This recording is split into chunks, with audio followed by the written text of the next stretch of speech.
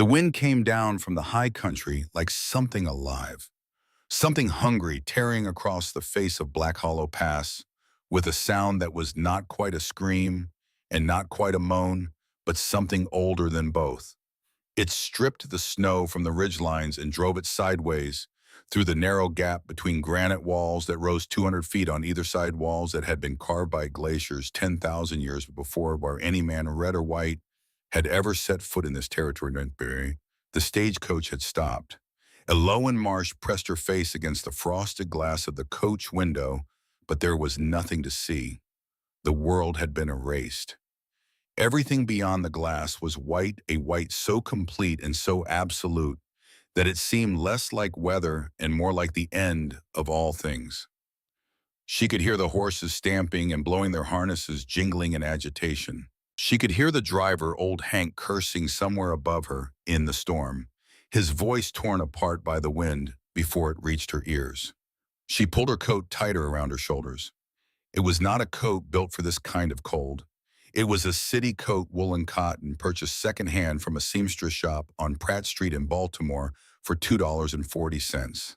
It had been sufficient for Marilyn Winters for the walk from the orphanage to the textile mill, for standing in line at the market on Saturday mornings when the wind came in off the harbor and the vendors stamped their feet and blew into their hands. It was not sufficient for this. Nothing she owned was sufficient for this. Nothing she had ever known had prepared her for a cold this absolute, this personal, this intent on killing her. The coach door opened with a violent crack, and Hank's face appeared in the gap, red and raw, his beard crusted white with ice. He did not climb inside. He simply stood there, one hand on the doorframe, and looked at her with the expression of a man delivering news he wished he did not have to deliver. "Can't go no further, miss." Elowen stared at him. "What do you mean?" "I mean the pass is closed. Snow's drifted 6 feet deep up ahead. Axel won't make it through and the horses are done." He spat to the side, the wind catching it and carrying it away into nothing. "Silver Creek's still 12 miles on. I'm turning back to Elkhorn before we get buried out here." 12 miles. She turned the number over in her mind the way you turn a stone in your hand, feeling its weight, its edges, its implications. 12 miles between her and the only future she had left.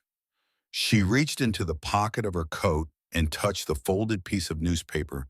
There the edges softened from months of handling. The ink faded but still legible. 3 brothers, Mountain Ranch, honorable marriage, B. Dunmore, Silver Creek, Montana territory. She had read those words so many times that they had become a kind of prayer, a small incantation against the darkness that had followed her from Baltimore to Helena, to this frozen coach on a mountain pass in the middle of nowhere. "Is there shelter between here and Silver Creek?" she asked, and she was surprised by how steady her voice sounded, how calm, as though she were asking about the weather in a parlor rather than bargaining for her life on a frozen mountain pass. Hank frowned. "There's an old trapper's cabin about 2 miles up the trail, but I don't know what shape it's in. Nobody's used it in years." 2 miles, Elowen said. "I can walk 2 miles. Hank looked at her thin coat and her city boots and her small leather valise and the worn leather journal clutched against her chest, a journal that had belonged to her mother, and that she carried the way some women carry Bibles as proof of something believed in but never seen. He looked at all of this, and she could see in his eyes what he was thinking. He was thinking that she was going to die out here. He was thinking that she was a fool. He was thinking that this was none of his business and that he had done his trade and that what happened to her after she stepped off his coach was between her and the Almighty. "Suit yourself," he said, and there was something in his voice that might have been pity and might have been resignation and might have been the particular weariness of a man who has seen too many people make decisions that he cannot save them from. "God go with you, miss." "He always has," Elowen said, and she did not know if she believed it anymore, but she said it anyway because it was the kind of thing her father would have said, and sometimes the memory of courage is enough to make a person brave. She stepped down from the coach. The cold hit her like a wall, not like a gust or a chill or a draft, but like a physical barrier, a solid thing that she had to push through with every step. The wind found the gaps in her coat immediately, the collar, the cuffs, the hem, and drove ice into her bones with surgical precision. Her valise felt like it weighed 100 pounds. The journal against her chest was the only warm thing left in the world, warm from her body heat, warm from the years of being carried close, and she pressed it tighter and leaned into the wind and walked. She heard the coach behind her, Hank turning the horses, the creak of wheels and the jingle of harness, fading into the storm, until there was nothing left but the wind and the snow and the sound of her own breathing shallow and fast and already labored. 2 miles became three, three became four. The trapper's cabin, when she finally found it, was a ruin. The roof had collapsed under the weight of a previous storm, and the walls were half buried in drifts that had hardened into something closer to ice than snow. There was no shelter here. There was nothing here but the mountain's indifference and the wind's contempt. She kept walking. Her boots, the same second-hand boots that had carried her through 3 years of Baltimore cobblestones, were never meant for snow. The leather soaked through in the first mile. By the third mile, she could no longer feel her toes. By the fifth, her feet had become abstract concepts, things she knew existed only because she could see them at the ends of her legs, moving through the snow in a rhythm that grew slower and more uncertain with every step. She fell for the first time at the 6th mile. Her knee struck something hard beneath the snow, a rock or a root, and she went down face first into a drift that swallowed her to the waist. She pushed herself up. Her arms were shaking. Her gloves were soaked through, and her fingers inside them had curled into claws that she could not straighten. She got up. She walked. She fell again 200 yards later, and this time it took her longer to rise. The snow was deeper here, the trail harder to follow. She could not feel her hands anymore. She could not feel her feet. She could not feel much of anything except a strange warmth that was spreading through her chest, and somewhere in the back of her mind, in the part that still belonged to the girl who had read every book in the orphanage library twice, she knew that this warmth was a lie. She knew that this was how freezing worked. The body gives up fighting the cold and begins to surrender, and surrender feels like warmth, and warmth feels like sleep, and sleep feels like dying. She fell a third time beside a wind-twisted pine at the edge of the trail, and this time her body did not get up. She lay curled on her side, her valise pressed against her stomach, the journal against her heart. The snow began to cover her immediately, softly, gently, as though the mountain were tucking her in, as though it had been waiting for her all along, and was glad she had finally stopped resisting. Her eyes closed. Her breathing slowed. The last thing she was aware of before the darkness took her was the feel of the leather journal cover against her chest, warm from her body heat, and a thought that came from very far away, from a place she had not visited in years, from a room in an orphanage, where a small girl once believed that her father was watching over her from wherever fathers go when they leave and do not come back.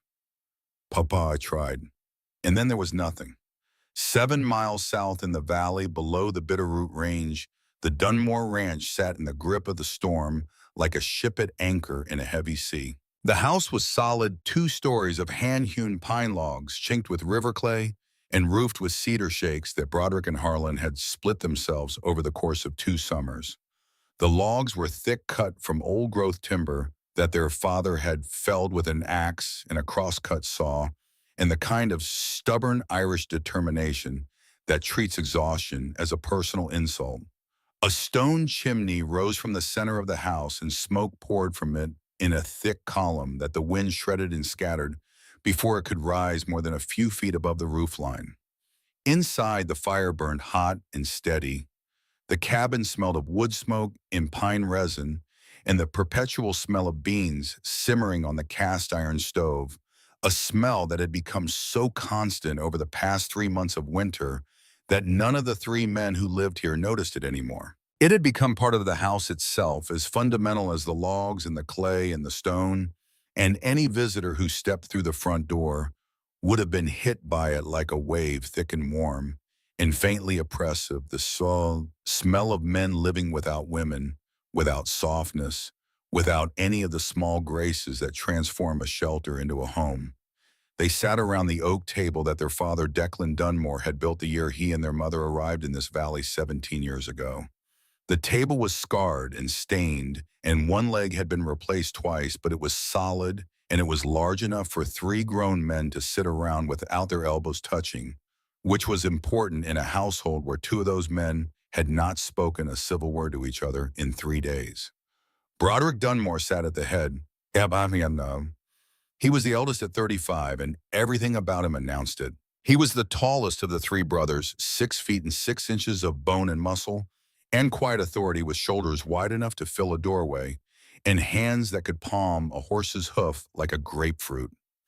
His hair was chestnut brown, thick cut rough with a knife, because there was no barber within 40 miles. And because Broderick Dunmore did not care about the shape of his hair or the opinion of anyone who might notice it, his eyes were the color of amber held up to firelight, sharp and watchful, and perpetually calculating, the eyes of a man who had learned early that the world does not wait for you to be ready before it delivers its next blow. He ate slowly, deliberately. Every movement Broderick made was like that, measured and purposeful, as though he had calculated the exact amount of energy required for each action and refused to spend 1 ounce more. There was no waste in him, no excess. He was a man who had been pared down by years of responsibility until there was nothing left but function.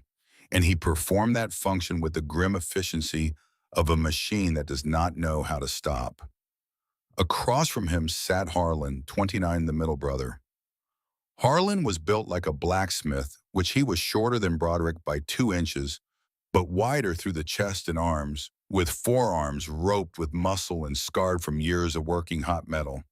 His hair was dark blonde, and his eyes were the color of whiskey in a glass, beautiful eyes that women in town had once remarked upon, back when Harlan still went to town, back when he still let people close enough to remark upon anything. He ate fast, mechanically attacking his food with the same aggressive efficiency he brought to everything else. His jaw was clenched as it always was, and his shoulders were drawn up tight as they always were, and there was a tension in him that never fully dissipated, a coiled energy that made people nervous without quite knowing why.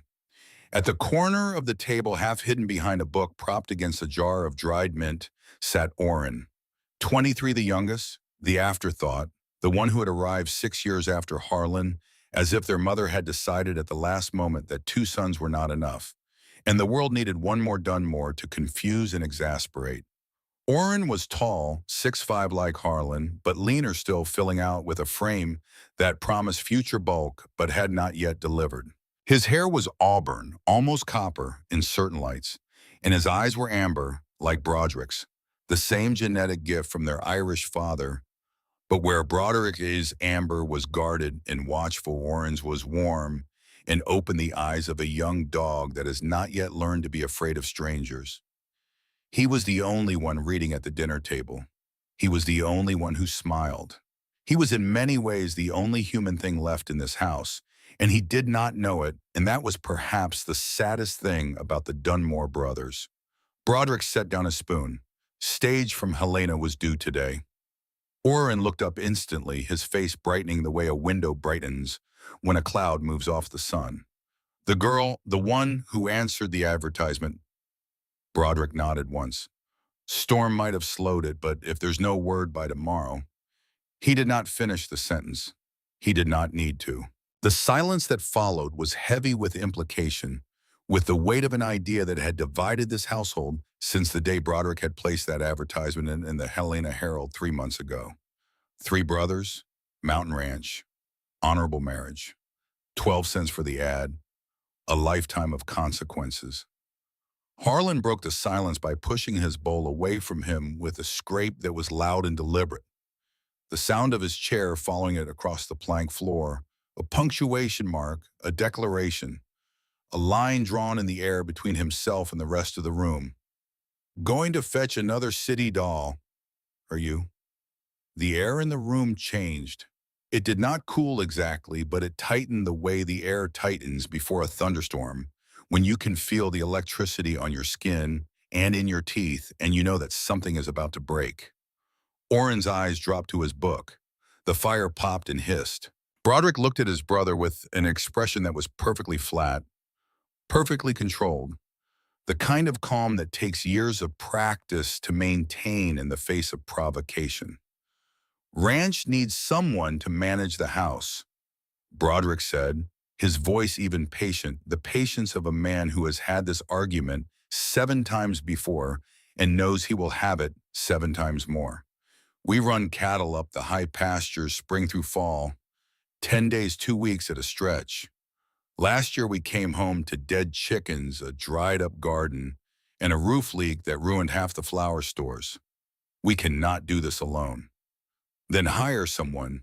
Harlan said the words bitten off short and sharp like nails clipped with pliers. With what? We couldn't pay a hired hand if he worked for table scraps. There is no money, Harlan. There hasn't been money since we lost 14 head to the freeze last winter. Harlan's jaw worked, the muscles bunching beneath the stubble like fists beneath a blanket. He knew Broderick was right. He hated that Broderick was right. Hating that Broderick was right was one of the few reliable emotions he still allowed himself, and he clung to it the way a drowning man clings to driftwood. I don't object to help, he said, and his voice dropped lower, harder into the register. That meant he was about to say something that came from a place he did not like to visit. I object to calling it marriage. You're buying a servant and pinning the word wife on her so your conscience stays clean. He stood.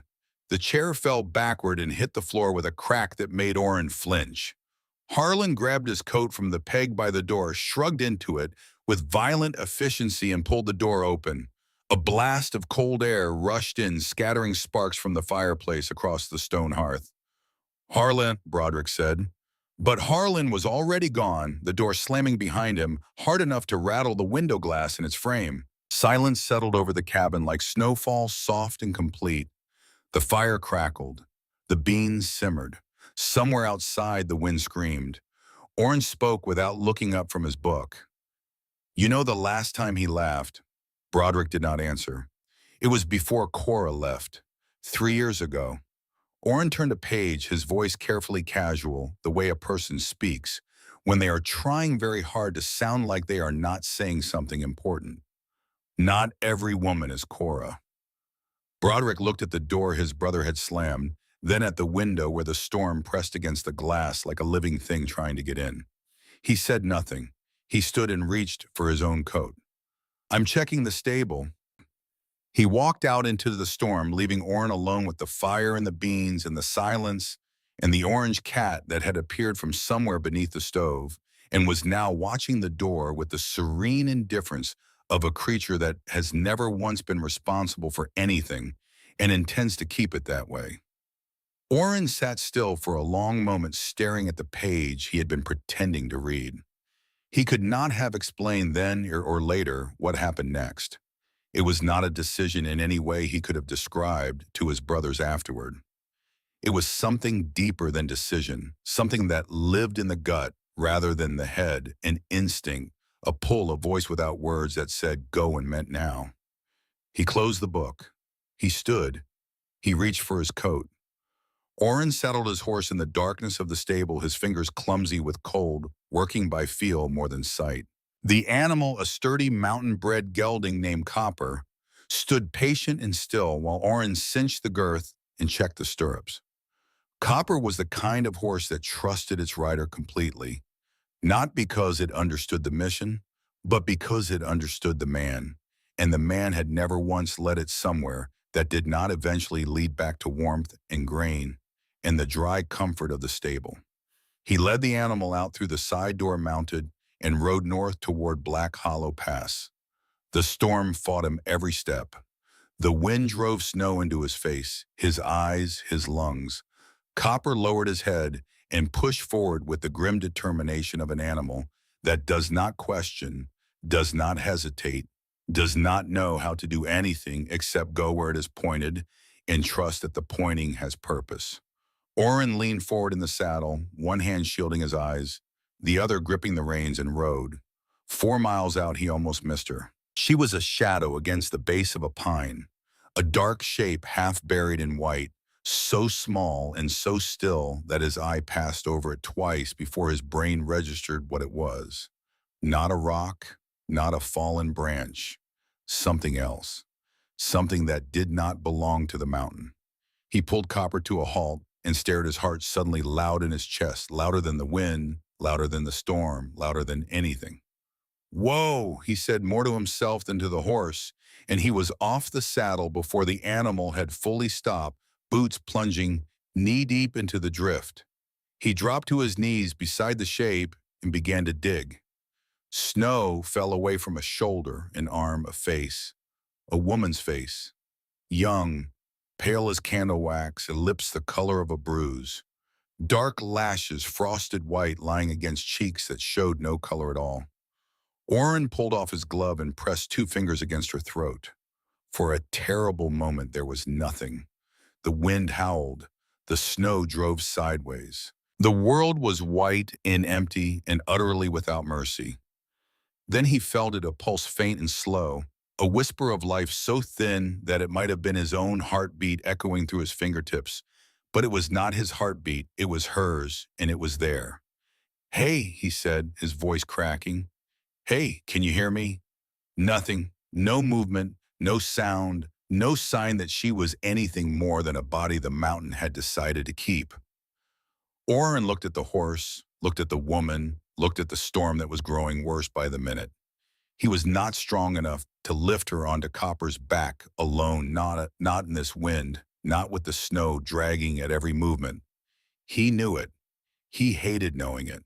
He hated the gap between what his heart demanded and what his body could deliver, hated the mathematics of emergency that reduced a human life to a problem of leverage and weight, and the simple, brutal physics of a young man's strength against a mountain's indifference. He did what he could. He stripped off his coat, the heavy sheepskin-lined coat that was the only barrier between his body and the killing cold, and wrapped it around her. He pulled her against his chest, sheltering her, with his body sharing what warmth he had left, which was already less than enough and diminishing by the second. Then he drew the pistol from his belt, pointed it at the sky, and fired. The sound was swallowed by the storm almost instantly, eaten alive by the wind. But a gunshot carries differently than other sounds. Something about the frequency, the sharpness, the way it cuts through noise that would drown out a human voice. It is a sound that the ear recognizes even when the mind does not want to. A sound that means emergency in any language, in any weather, in any corner of the world where men carry guns and understand what it means when those guns are fired into the sky. And somewhere down the valley in the stable behind the Dunmore house, Broderick Dunmore heard it. He was in the saddle in 30 seconds. He did not bother to wake Harlan. Harlan heard the shot himself from wherever he had gone to brood, and by the time Broderick cleared the ranch gate, Harlan was behind him on his own horse, riding hard, asking no questions, because whatever divided these brothers, whatever old wounds and fresh grievances stood between them, the sound of a gunshot in a blizzard meant only one thing, and that one thing erased everything else. They found Orrin 4 miles up the pass, shivering so hard his teeth were chattering like castanets, his arms wrapped around a woman neither of them had ever seen. His lips were blue.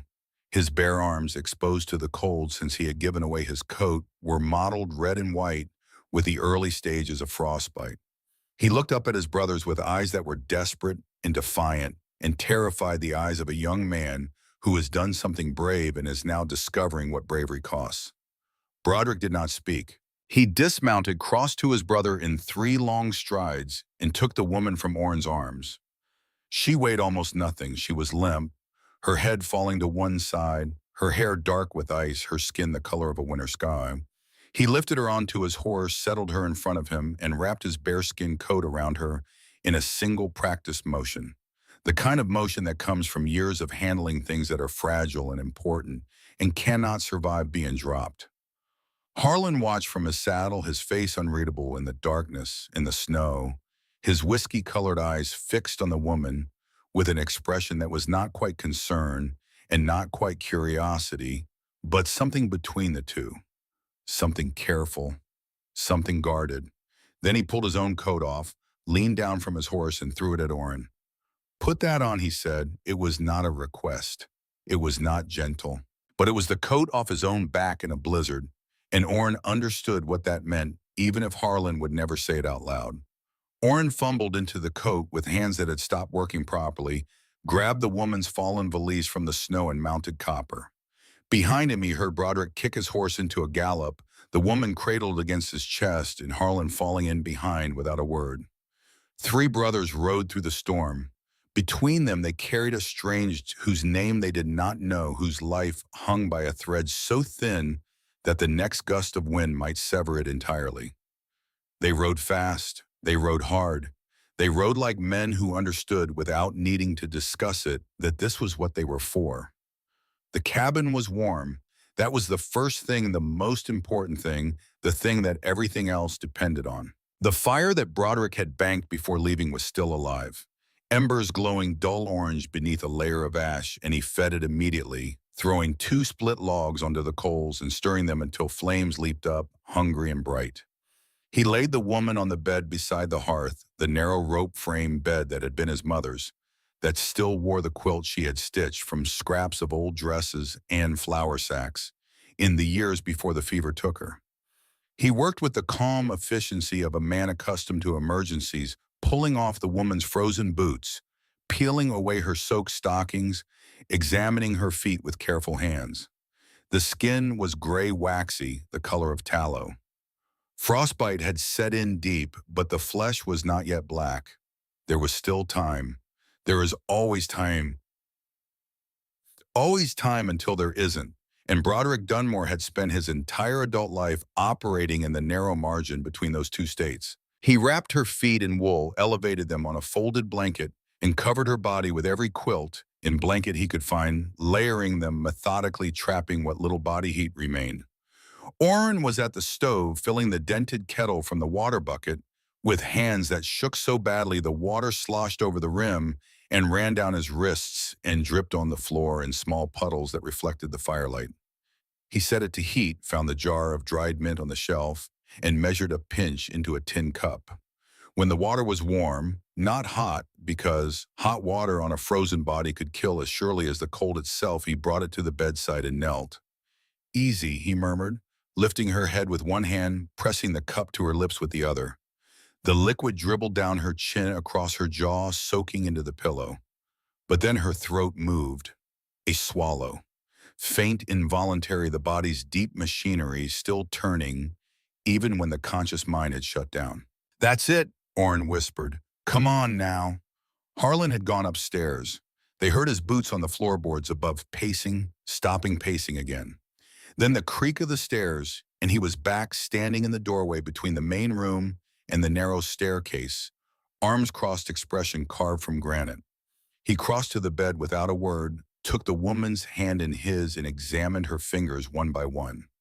His touch was surprisingly gentle, the touch of a man who worked with fire and iron all day, but who also carved wooden flowers in the dark hours of the night, when no one was watching, a man whose hands knew the difference between force and precision and could move between the two without thinking. "Fingers aren't dead yet," he said, his voice flat, clinical, stripped of everything but information. "No blackening, no tissue death. Close, though." He looked at Broderick. "Another hour out there and we'd be building a box, not a fire." He released her hand, turned, and climbed the stairs without another word. His boots creaked overhead, then went silent. Broderick sat in the wooden chair beside the bed. He did not move for a long time. He watched the woman's face, a slow return of color to her cheeks, the gradual deepening of her breath, from the shallow flutter of near death to something more substantial, more rhythmic, more like the breathing of a person who intends to continue living. He listened to the storm outside, diminishing the wind, dropping from a scream to a moan to a whisper. He listened to Oren, who had fallen asleep on the floor near the stove, his breathing slow and even, the orange cat curled on his chest and purring like a small engine that runs on nothing but warmth and the absence of responsibility. Sometime in the deep hours of the night, long after the fire had burned down to a steady glow and the cabin had settled into the particular silence that comes only after a storm has passed, when the world seems to hold its breath as though astonished by its own survival, the woman stirred. A soft sound escaped her throat. Not a word, not a groan, just breath, shaped by something that might have been pain, or might have been surprise, or might have been the simple shock of discovering that you are still alive when you had every reason to believe you were not. Her eyelids fluttered. Her lips parted. Broderick leaned forward. He did not touch her. He simply waited the way a man waits for dawn, and knowing it will come, but not knowing exactly when. Her eyes opened. They were blue. Not the pale, washed-out blue of a winter sky, but a deep cornflower blue, vivid and startling against the pallor of her face, the kind of blue that seems to contain its own light source, that seems to glow rather than merely reflect. They blinked once, twice, struggling to focus on the unfamiliar ceiling, the rough-hewn beams, the flickering shadows cast by the dying fire.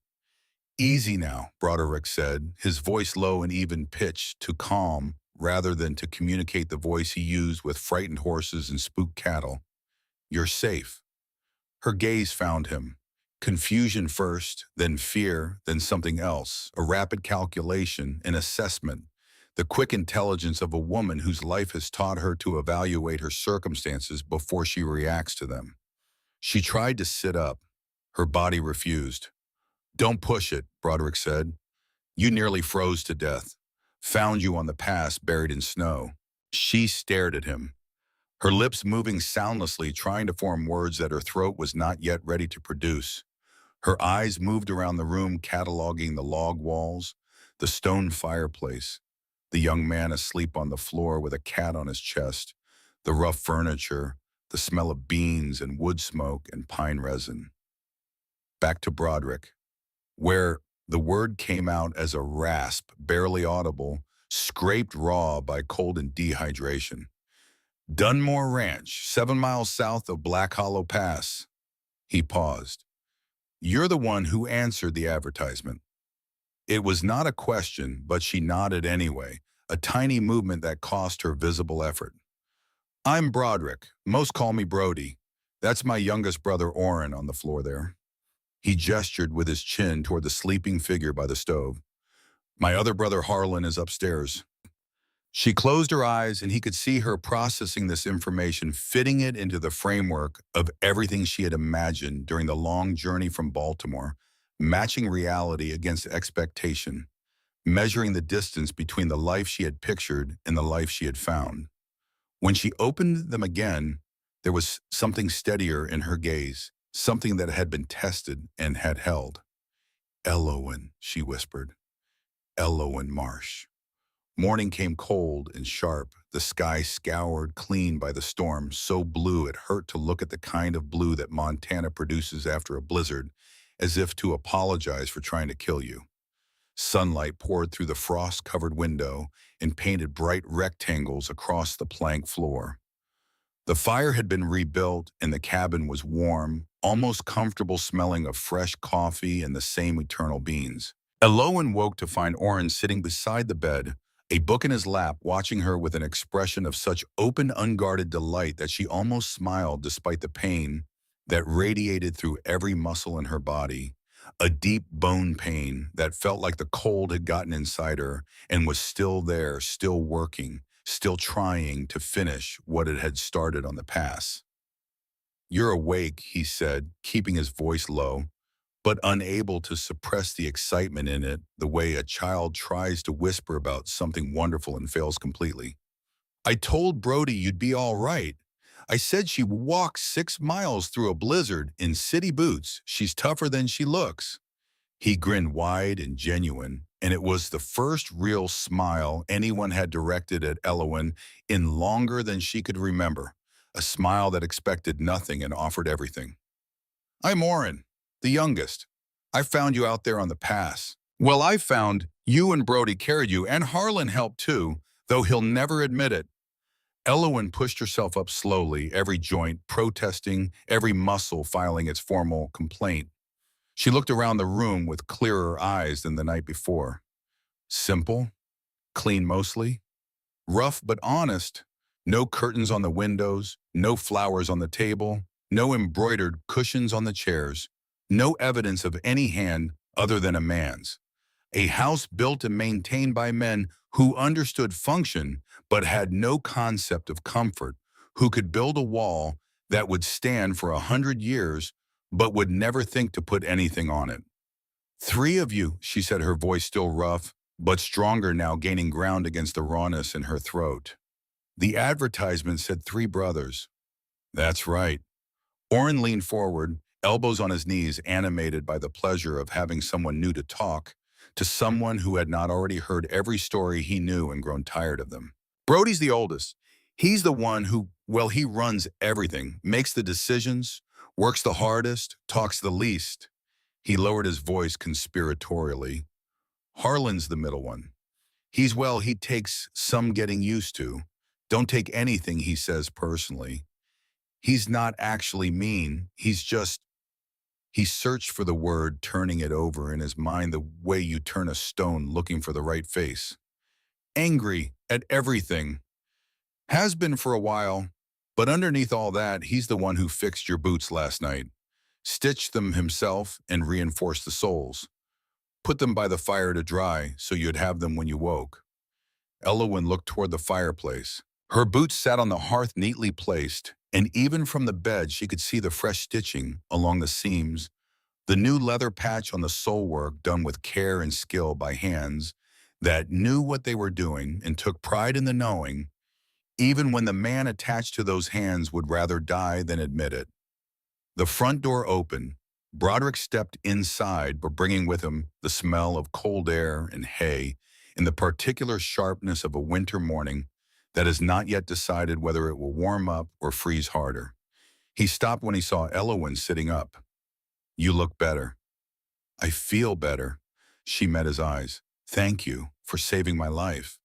Broderick nodded a single downward movement of his head, economical like everything else about him, as though even gratitude was something he received carefully without waste or display. He sat in the chair by the table, leaving a respectful distance between them, and explained the situation in plain language that wasted no words and made no promises. He was Broderick. This was his ranch. The arrangement was as described in his letters. But he wanted her to understand something, and here he leaned forward slightly, his amber eyes holding hers with an intensity that was not aggressive, but was absolutely serious. Nobody was keeping her here. If she wanted to leave, he would take her down to Silver Creek himself, buy her a ticket back to Helena. No hard feelings, no debt. Elowen listened. She looked at him, at his worn shirt and calloused hands, and the lines around his eyes that had been carved there not by age but by responsibility, the lines of a man who has spent 7 years making decisions that determine whether other people live or die, and has never once been able to share that weight with anyone. She looked around the cabin at the rough walls and the patched quilt and the perpetual pot of beans. She thought about Baltimore, the orphanage, the textile mill, the rented rooms smaller than a closet, the future that contained nothing but more of the same. I don't have anywhere to go back to, she said, and there was no self-pity in her voice, no plea for sympathy, just a statement of a fact delivered with the quiet dignity of someone who has accepted their circumstances without surrendering to them. I grew up in an orphanage in Baltimore. No family, no home, no money. I came here because I chose to come. She paused. But I won't stay where I'm not welcome. Broderick studied her for a long moment, and Elowen had the distinct impression that she was being read, that those amber eyes were turning pages inside her and finding things that she had not intended to show, things she had kept hidden for so long that she had forgotten they were there. You're welcome here, Elowen, he said, and that was that. Harlan appeared at noon. He came through the front door from the direction of the stable, his leather vest open over his bare chest, despite the cold steam rising from his skin in the frigid air like smoke from a bank fire. He was carrying a saddle over one shoulder with the ease of a man carrying a jacket, the muscles in his arm barely acknowledging the weight. He stopped in the doorway when he saw Elowen standing beside the stove, attempting to make coffee with equipment she had never used before, her movements uncertain, but determined the movements of a woman who has decided that competence is a matter of will rather than experience. His eyes swept over her in a single pass, assessing, measuring, finding whatever he expected to find, and filing it away in whatever cold cabinet he kept inside himself, where he stored his judgments about the world and the people in it. "You're up," he said, not a greeting. A statement of fact delivered in a voice that carried all the warmth of a January river. Elowen turned to face him. Her legs still ached and her feet throbbed inside the boots he had repaired, but she stood straight, shoulders back, chin level, the posture of a woman who has been told her whole life that she is small and has decided that small is not the same as weak. I'm Elowen. I know who you are." He crossed the room, set the saddle down on its rack, and poured himself water from the bucket, drinking deeply, the muscles in his throat working his eyes on her over the rim of the cup. "I also know how long you'll last." "You think you know," Elowen said, and her voice was calm, steady, and her blue eyes did not flinch from his whiskey-colored stare. "But you don't know a thing about me." Something flickered in Harlan's expression. Surprise, maybe, or the beginning of something like respect, quickly suppressed, pushed down and covered over the way you cover a coal that isn't supposed to be burning. Most people backed down when Harlan Dunmore turned his attention on them. His size, his scowl, the barely contained volatility that radiated from him like heat from a forge.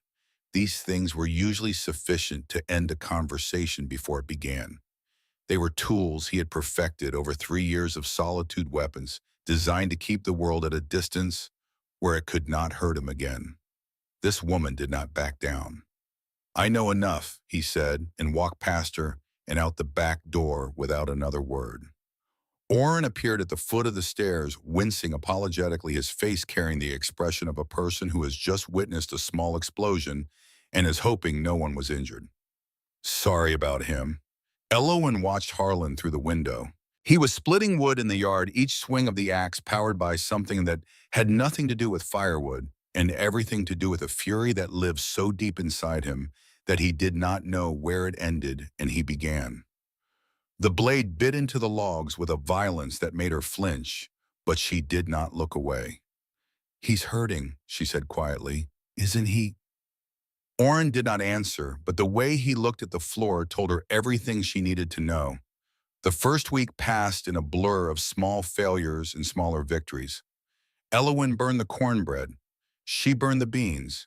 She burned the coffee so badly that the tin pot turned black on the inside, and the smell lingered in the cabin for 2 days, a bitter, acrid reminder that competence in a city kitchen does not translate to competence. Over a cast-iron stove fed by wood, you split yourself in a cabin 7,000 feet above sea level. Orrin ate everything she put in front of him and declared it delicious with a sincerity that was either heroic or insane. He chewed the blackened cornbread with the focused determination of a man who has decided that loyalty is more important than his taste buds.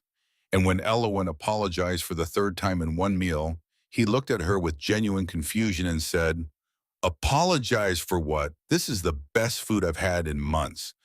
Which was technically true, since the only other food he had eaten in months was Broderick's beans, which were not so much cooked as subjected to prolonged heat until they surrendered.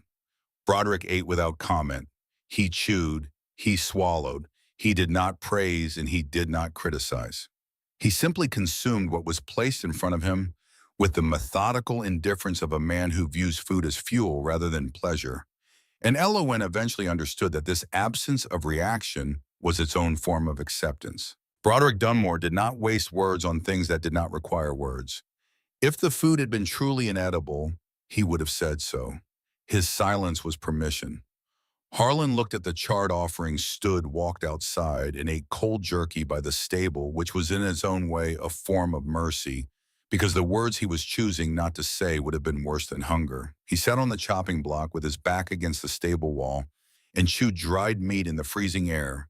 And if there was something almost comically stubborn about a grown man choosing to eat jerky in the cold rather than sit at a table with a woman he did not trust. Neither of his brothers mentioned it because they had learned long ago that mentioning Harlan's stubbornness was like mentioning to a river that it was wet. She learned to milk the cow. The cow, a large, ill-tempered animal named Duchess, who had been ruling the barn with the imperious disdain of a creature that knows it cannot be replaced, kicked her on the second day, catching her square in the shoulder and sending her backward into the mud.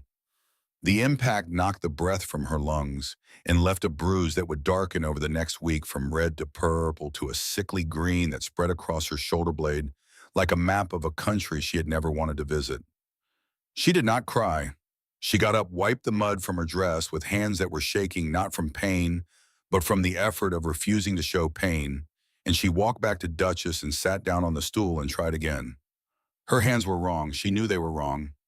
She was squeezing when she should have been pulling, pulling when she should have been pressing, and the cow knew it too and expressed her opinion by swishing her tail across Elowen's face with the casual contempt of royalty dismissing a servant. From the corner of the stable, Broderick watched.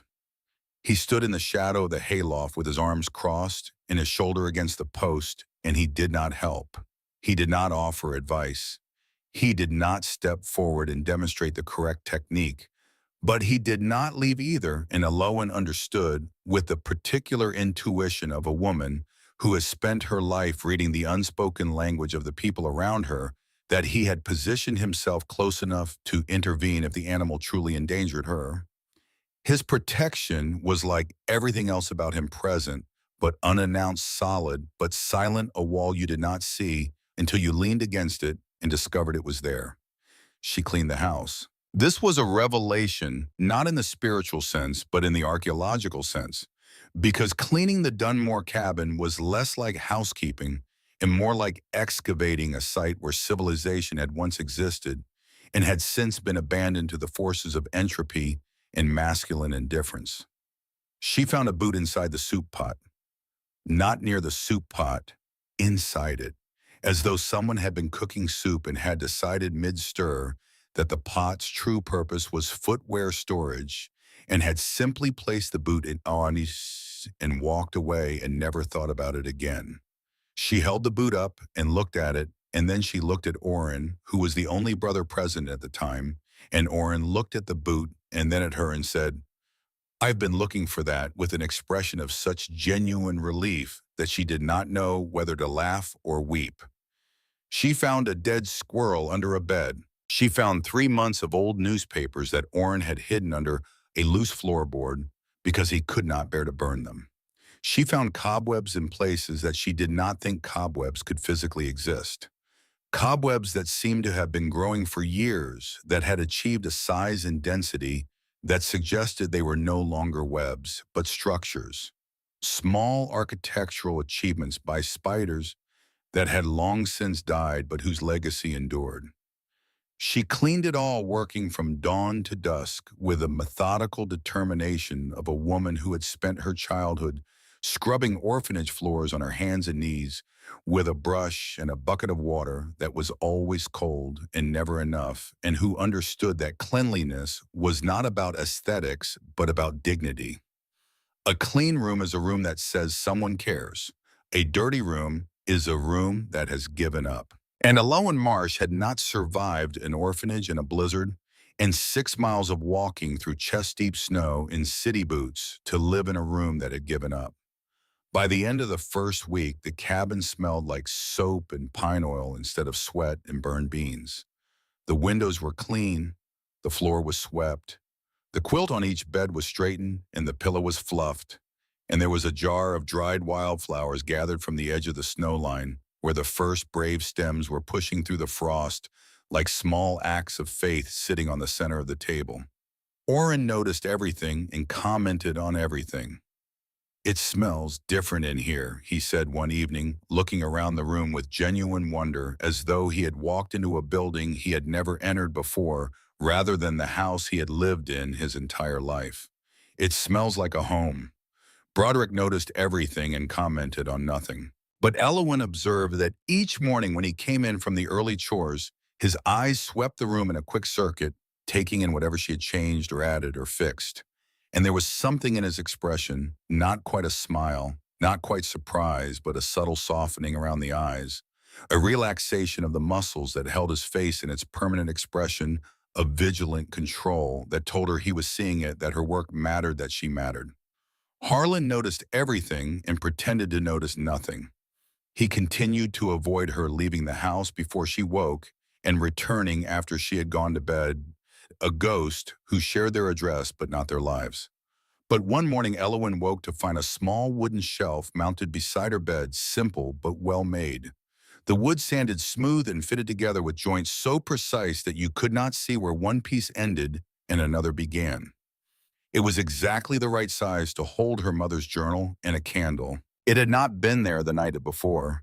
She looked at it, ran her fingers along the smooth edge, and knew there was only one person in this house who could have built it, and he had done it in the dark while she slept, because Harlan Dunmore would rather build something with his hands than say something with his mouth, and what his hands said was always more honest than what his mouth refused to.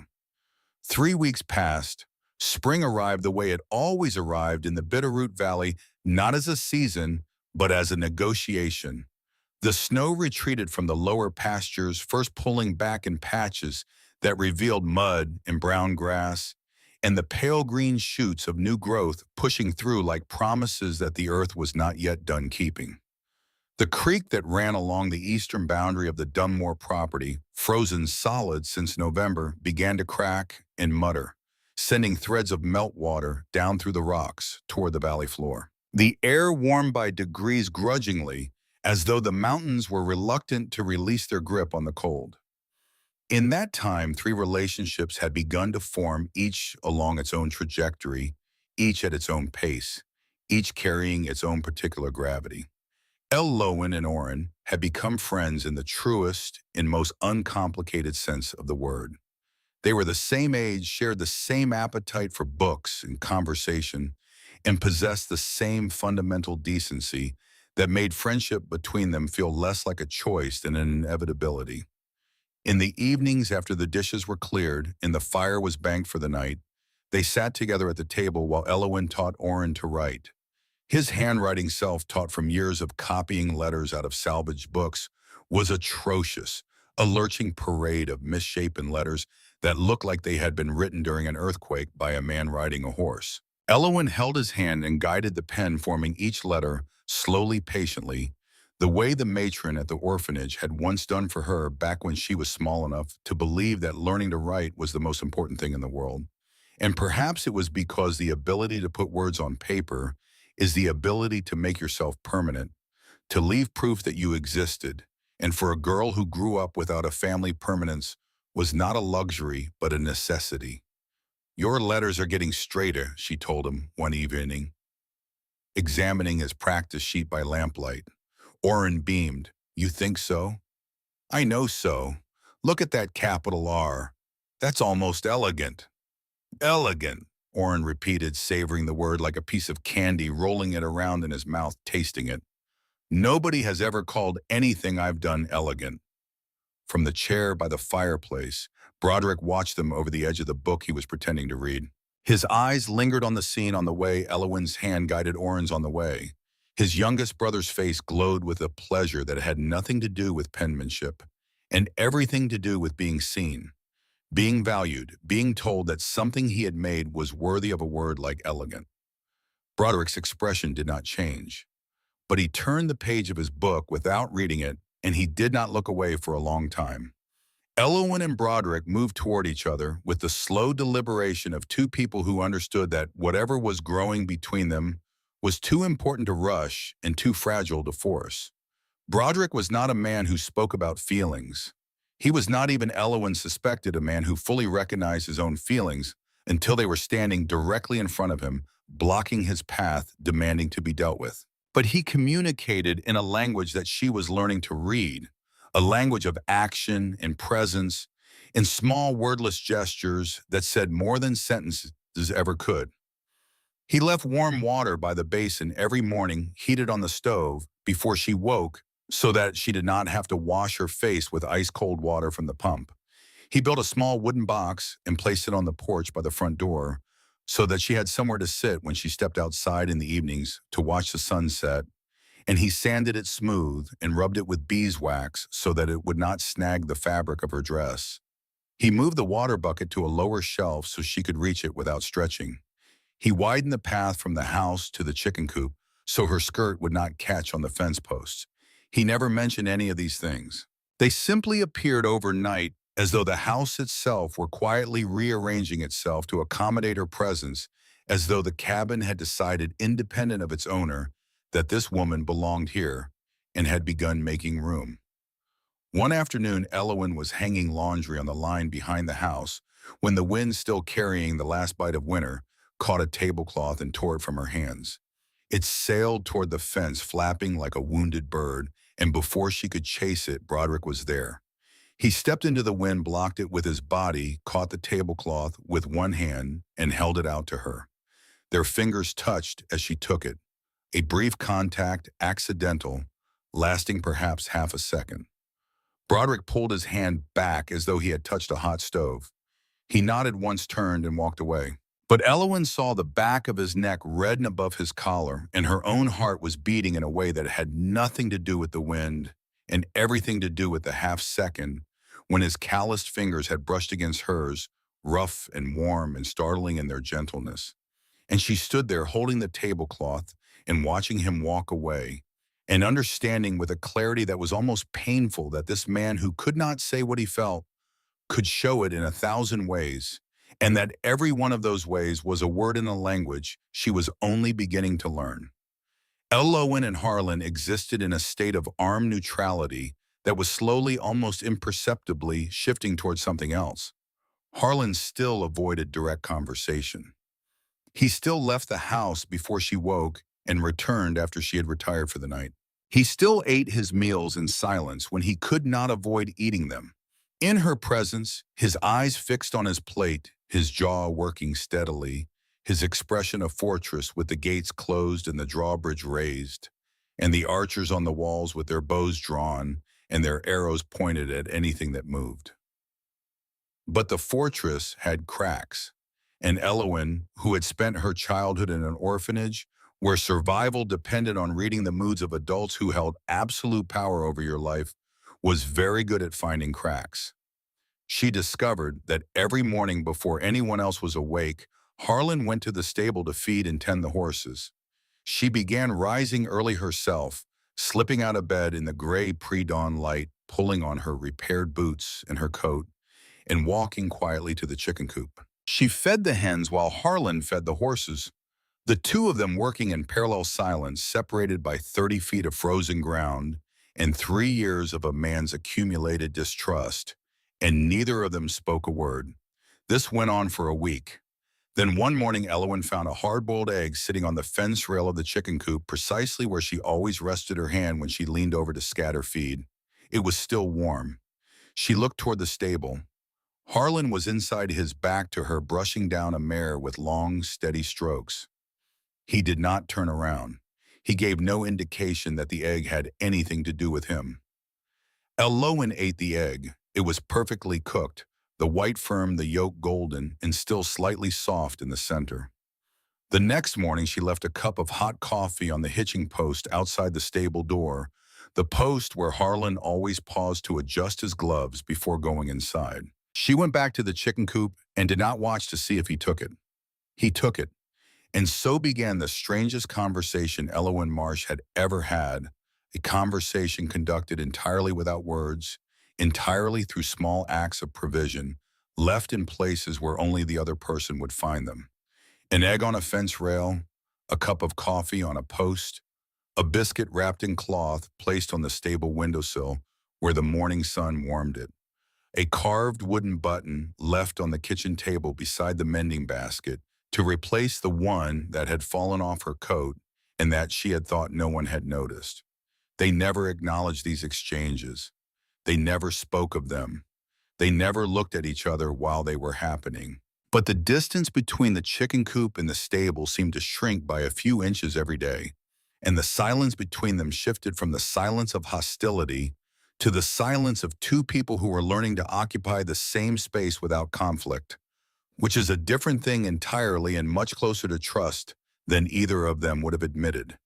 Then one evening, Elowin heard music. She was washing the supper dishes alone in the kitchen, the others having gone their separate ways.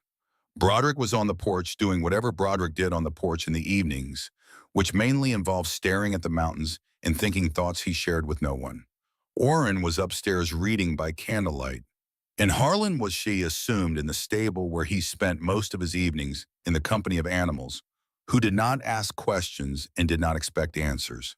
The sound came from the stable, carried on the still night air through the kitchen window that Elowin had left cracked Owen Moss to let out the steam from the dishwater.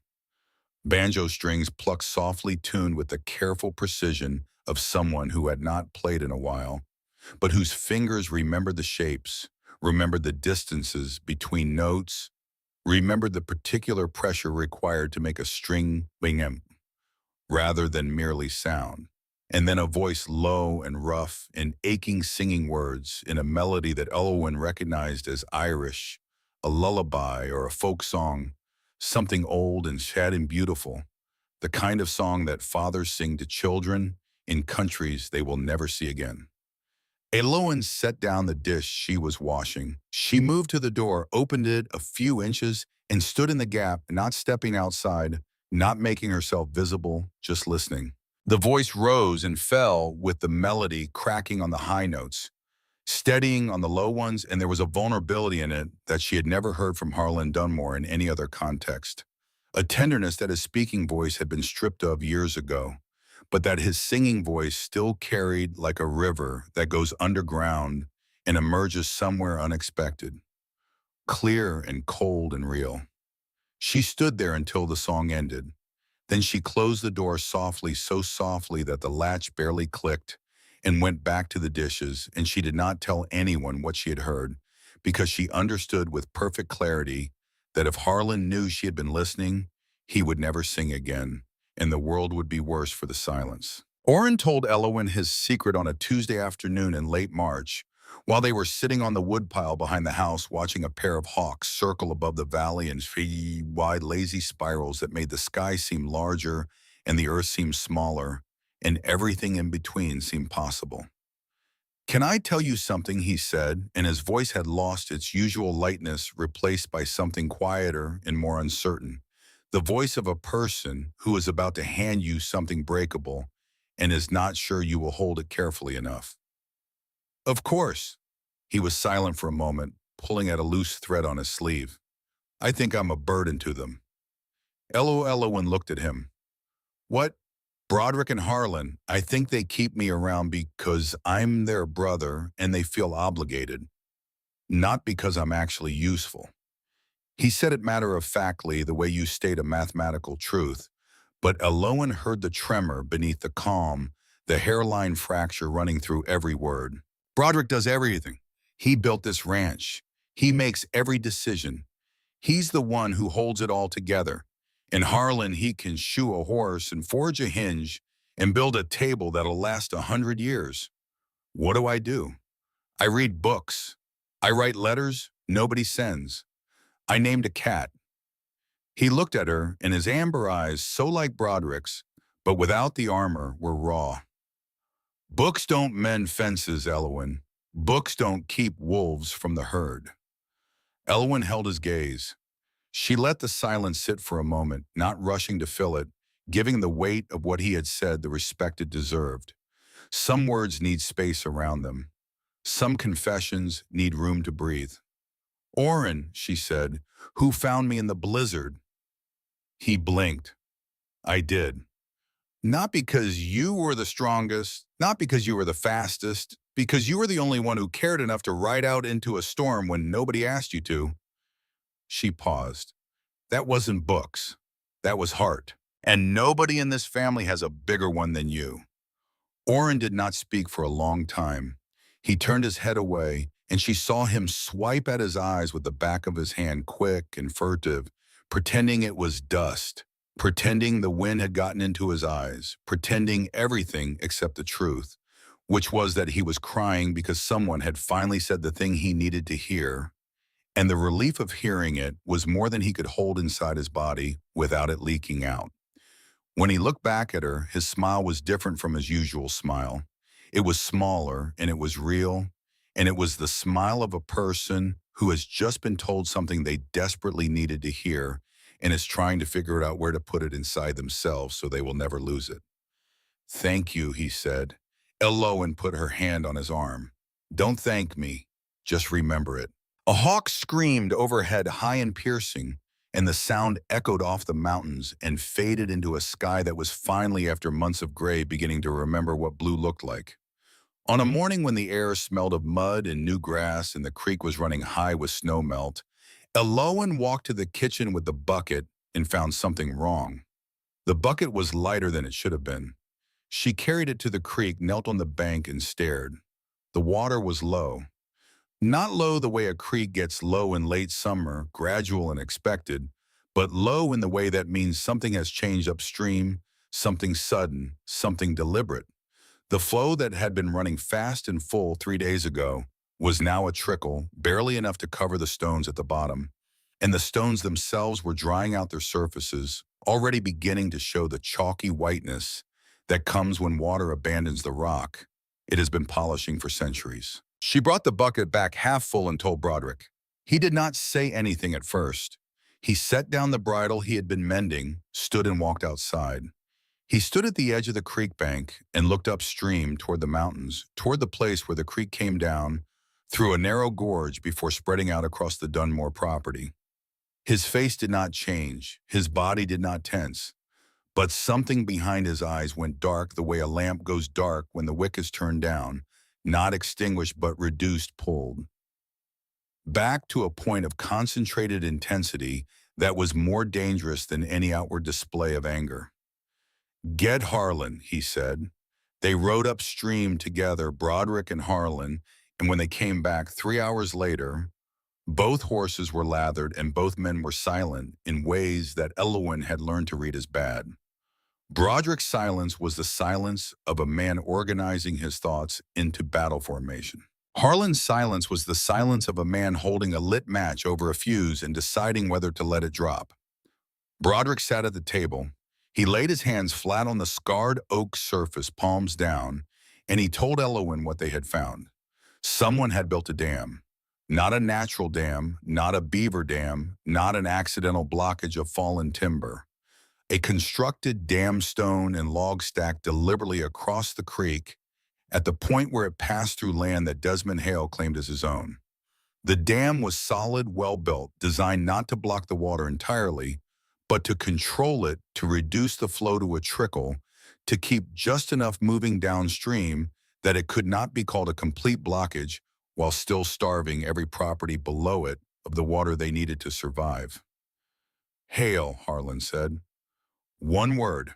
The word landed on the table between them like a stone dropped from a height. Elowen looked from one brother to the other. "Who is Hale?" The brothers exchanged a glance, the kind of silent communication that comes from years of shared hardship, a conversation conducted entirely in eye contact and jaw movements, and the subtle shift of weight that says yes or no, or not yet. Elowen saw something pass between them, a decision being made without words, a gate being opened that had been closed. "Sit down, Elowen," Broderick said. "There's something you need to know." He told her everything about Desmond Hale, the wealthiest man in Silver Creek, who owned the general store, the saloon, the lumberyard, and the loyalty of the town sheriff, a man named Denton, who had the moral backbone of a wet noodle and owed his position to Hale's money, and everyone knew it. About the Northern Pacific Railroad, which was surveying routes through the valley routes that would transform worthless frontier land into real estate worth 50 times its current value. About Hale's campaign to buy every piece of land between Silver Creek and the Bitterroot Range by negotiation where possible, by intimidation, where necessary by force, where everything else failed. He told her about the cattle that had disappeared from the Dunmore herd over the past 2 years. 3 here, 5 there, always just enough to hurt, but never enough to prove who was responsible. about the fences that had been cut clean, deliberate cuts made by metal on wood, leaving gaps wide enough for cattle to walk through into the open range where Hale's men would find them and claim them as strays. About the well that had been poisoned with lye 6 months ago, killing two calves before Orrin noticed the smell. He told her about the Patterson family, their nearest neighbors, a young couple with two children who had been trying to build a life on a small homestead 3 miles to the east. Their cattle had died, first the water supply contaminated in the same way the Dunmore well had been. Then their fences were cut. Then their barn was burned, not by lightning, not by accident, burned in the middle of the night by men who left no evidence except hoof prints in the mud and the particular smell of coal oil that does not occur naturally in a hay barn. The Pattersons had packed what was left of their lives into a wagon and driven away without looking back and had not been heard from since. And now this, the dam, the water, the slow strangulation of every farm and ranch downstream, a death not by fire or flood, but by thirst, by the simple denial of the one thing that every living creature needs to survive. Elowen listened to all of it without interrupting. She sat with her hands folded on the table, her blue eyes steady, her face composed in an expression that Broderick could not quite read, an expression that was neither fear nor anger nor resignation, but something else entirely, something that looked, if he had to name it, like calculation. When he finished, she asked the question that had been forming behind her eyes since he began. "Why didn't you tell me this in your letters?" Broderick met her gaze.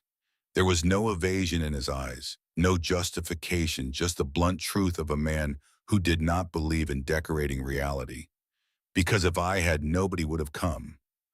The words hung in the air between them, heavy and honest and shameful and true.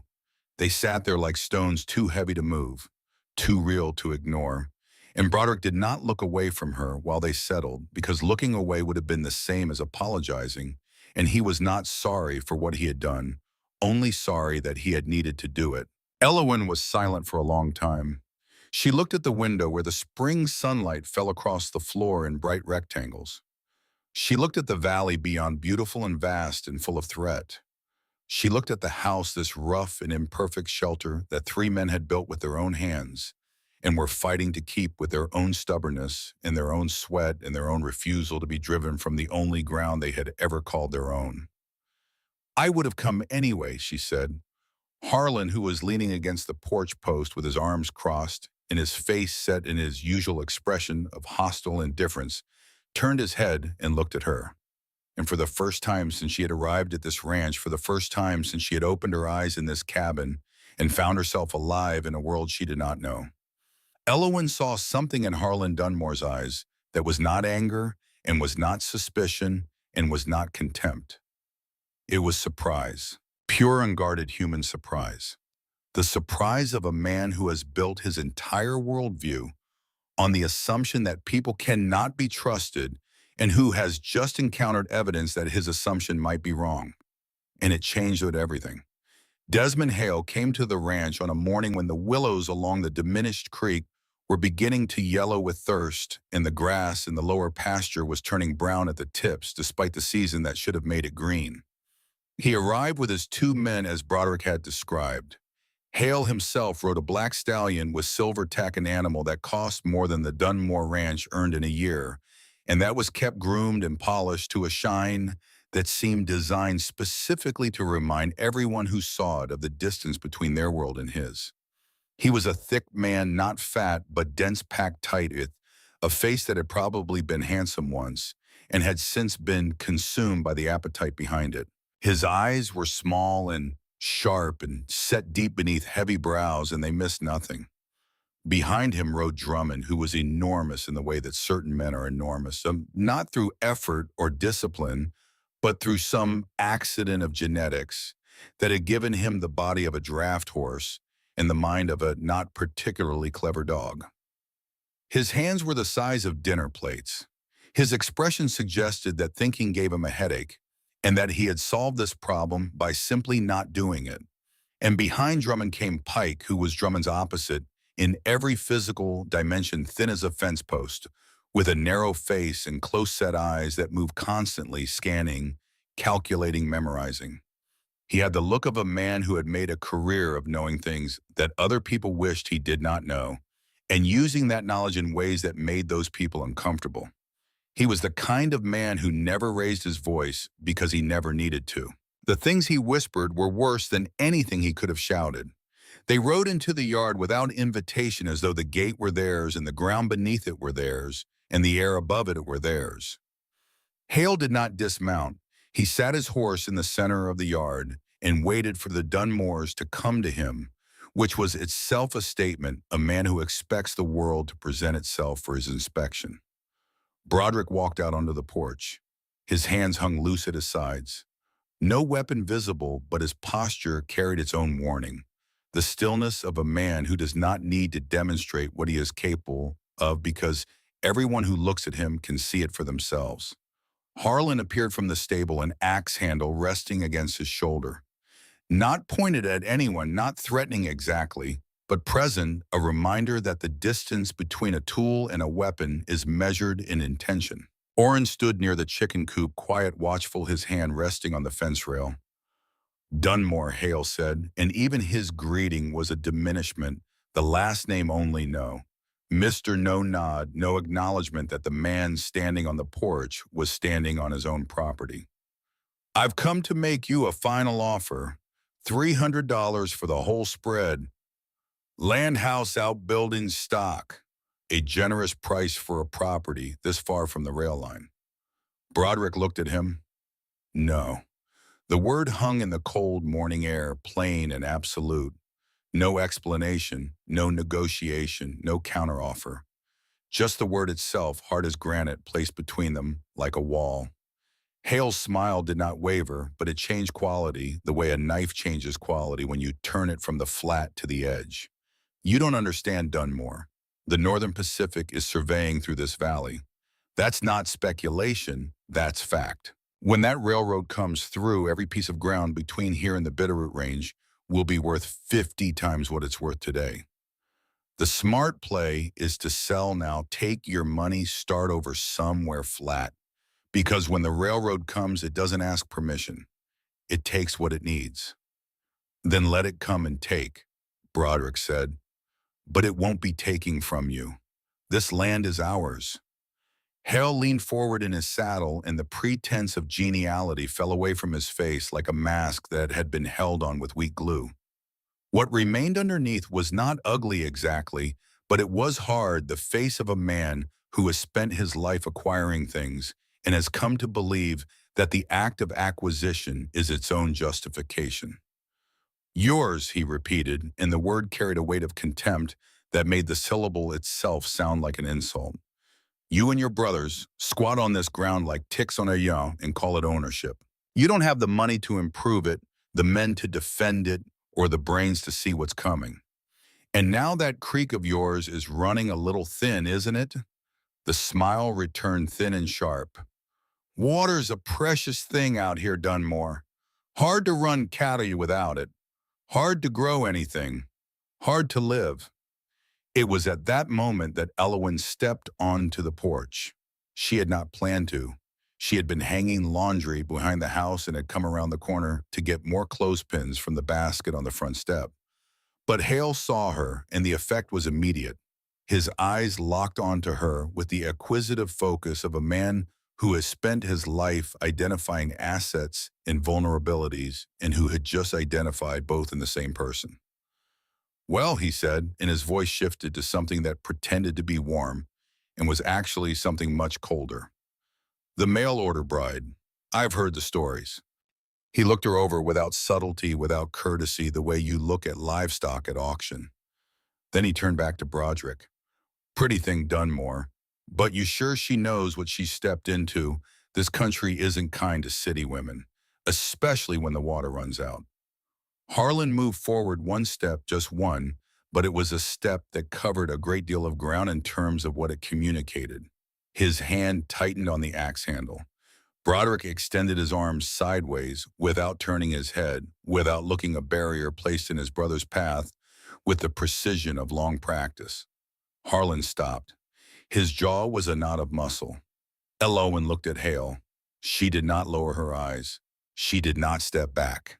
She stood on the porch of a house that had been hers for less than a month and looked at the most powerful man in the territory with an expression that was perfectly, almost eerily composed.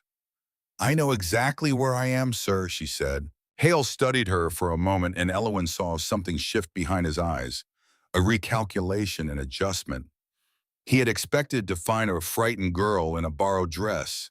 He had not expected this calm, this steadiness, this refusal to flinch. He smiled, but the smile did not reach his eyes, and he tipped his hat with a courtesy that was entirely performative.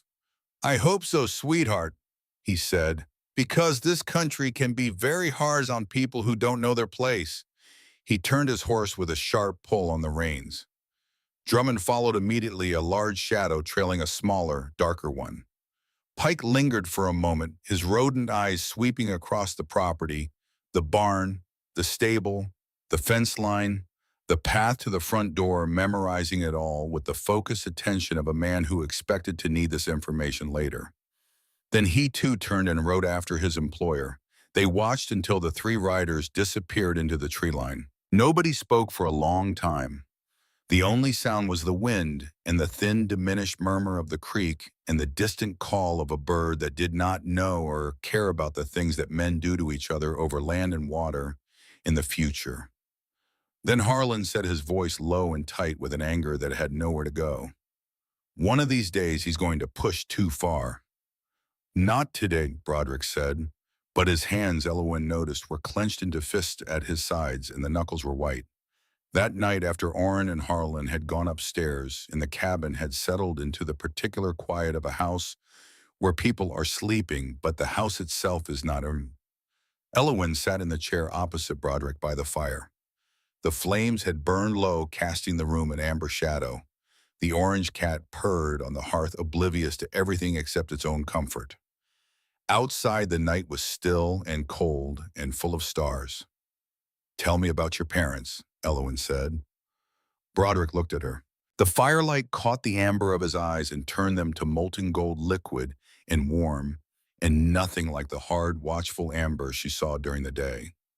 For a moment, she thought he would deflect the way he always deflected, with a single word, or a subject change, or a silence that lasted long enough to make the questioner feel foolish for asking.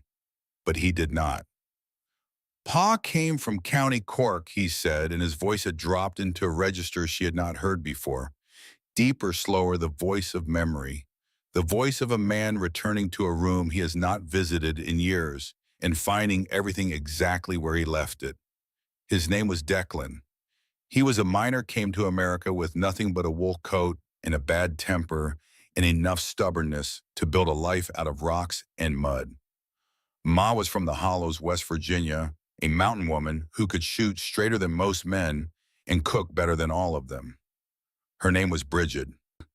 He paused, and the pause was full of something that Owen recognized because she carried it herself, the particular weight of grief that has been carried so long. It has become a part of the body's architecture, a bone you did not know you had until it broke. They died in the fever winter of '66. Ma went first. 3 days later, Pa followed. I think he just decided there wasn't enough reason to stay. He was quiet. The fire popped, sending a shower of sparks up the chimney. Orrin was 16. Harlan was 22, but might as well have been 15 for all the sense he had. I was 27.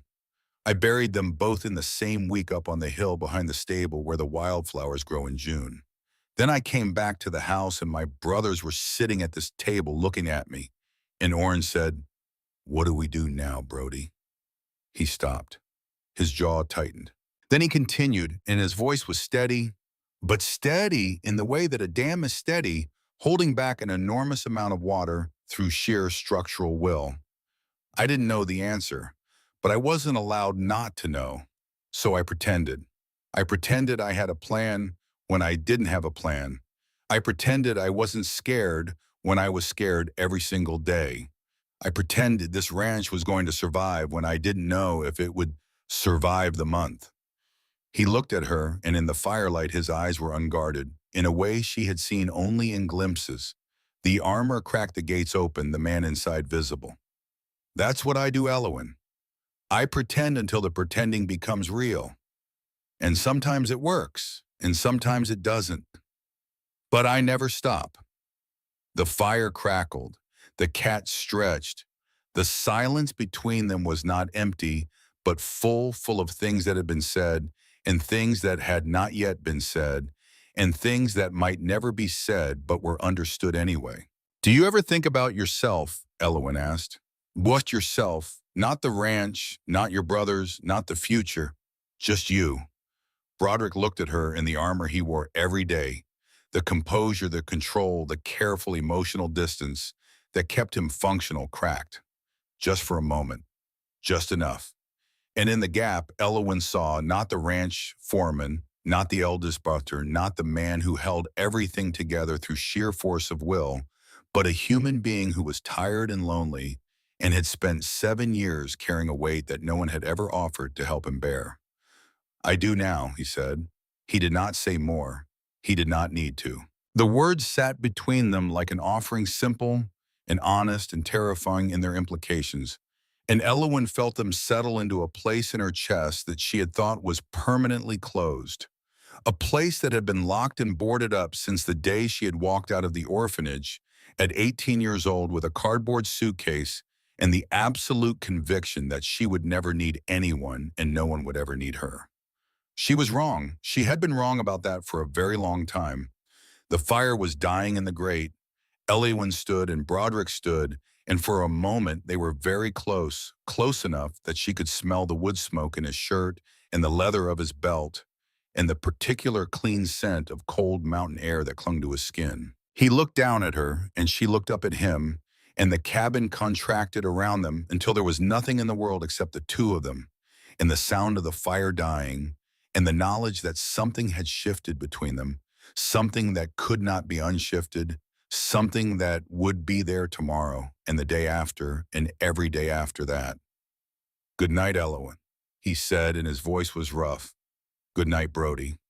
She went to her room and closed the door, and she stood in the dark with her hand pressed flat against the wood, and she listened to the sound of his boots crossing the floor, climbing the stairs one step at a time, heavy and slow, and she did not move until the last cray of the floorboards faded into silence. The flood came on a night when the moon was full and the wind had dropped to nothing, and the valley lay still and silver under the light so quiet that you could hear the creek, what was left of it, whispering over the stones 100 yards from the house. Elowen woke to a sound that did not belong to the night. Not the familiar murmur of the creek, not the settling of the house, not the wind or the coyotes or any of the sounds she had learned to sleep through in her weeks at the ranch. This was different. This was a roar, low at first, then growing a sound like thunder that came not from the sky, but from the ground, from the earth itself, from somewhere upstream where something had broken or been broken and was now sending its consequences down the valley at the speed of gravity. She was on her feet before she was fully conscious, pulling open her bedroom door, shouting up the stairs with a voice that came from somewhere deeper than her lungs. Water! Something's happening with the creek. The house erupted.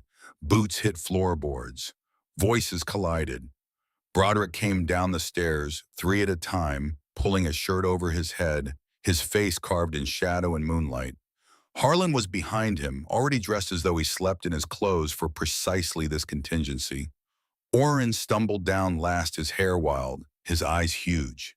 They burst through the front door into chaos. The creek, which had been a trickle for weeks, was now a torrent. Somewhere upstream, the dam had been opened, not gradually, but all at once, the entire volume of water that had been held back, released in a single deliberate act, and it was pouring down the valley in a wall of mud and debris that was already spilling over the banks and flooding across the lower ground where the chicken coop stood and the grain stores were kept. The water was not deep enough to be deadly. It was not a flash flood in the catastrophic sense, but it was enough. Enough to swamp the chicken coop where the hens were screaming in the darkness, trapped in water that was rising around their legs. enough to pour into the low shed where the grain and feed were stored, soaking through burlap sacks and ruining stores that could not be replaced until the supply wagon came from Silver Creek in 3 weeks. Enough to tear out the eastern fence line posts and wire carried away in the brown churning water like matchsticks.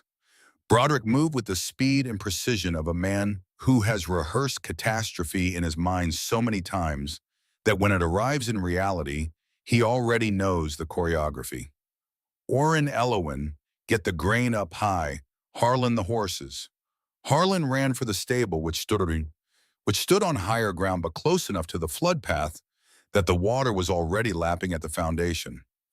Inside, the horses were stamping and blowing, not panicking yet, but aware animals sensing the wrongness in the world around them. Harlan threw open the stable door and went to work, his voice dropping into the low, steady stream of words that he used with frightened animals. The voice that Elowin had heard singing Irish lullabies in the dark now pitched to calm rather than to comfort, but carrying the same essential quality, the quality of a man who is not afraid and who is offering that absence of fear to creatures who need it. Elowin and Orrin ran for the grain shed. The water was knee-deep inside, cold as ice, and the burlap sacks were already darkening with moisture. They worked without speaking, hauling the heavy sacks to higher shelves, stacking them on the workbench, lifting what they could above the waterline. Orrin's boots slipped on the flayed floor, and he went down hard, his left shoulder striking the corner of a wooden beam as he fell. The same shoulder, the one still carrying the faded bruise from his burn weeks ago, and the impact drew a sound from him that was not quite a cry and not quite a gasp, but something between the two. Something that he cut off immediately because there was no time for pain, no room for it, no place in the mathematics of emergency for anything except the next sack, the next shelf, the next 30 seconds of work that might save what the water was trying to take. Broderick worked the perimeter driving stakes into the soft ground to redirect the flow, building a rough barrier of logs and stones between the flood path and the house. His movements were controlled and fierce, each action calculated to cover the maximum area. His face set in an expression of absolute concentration. The water receded as quickly as it had come. Within an hour, the flood had passed, leaving behind a landscape of mud and debris and damage. The chicken coop was destroyed, the thin wooden walls collapsed inward, the hens scattered. More than half were dead, drowned, or crushed. The grain shed had held, but a third of the stores were ruined, soaked through with muddy water that would breed mold within days. The eastern fence was gone, and the creek, after its brief, violent resurrection, was already dropping again. The dam upstream had been closed. The water was being held back once more.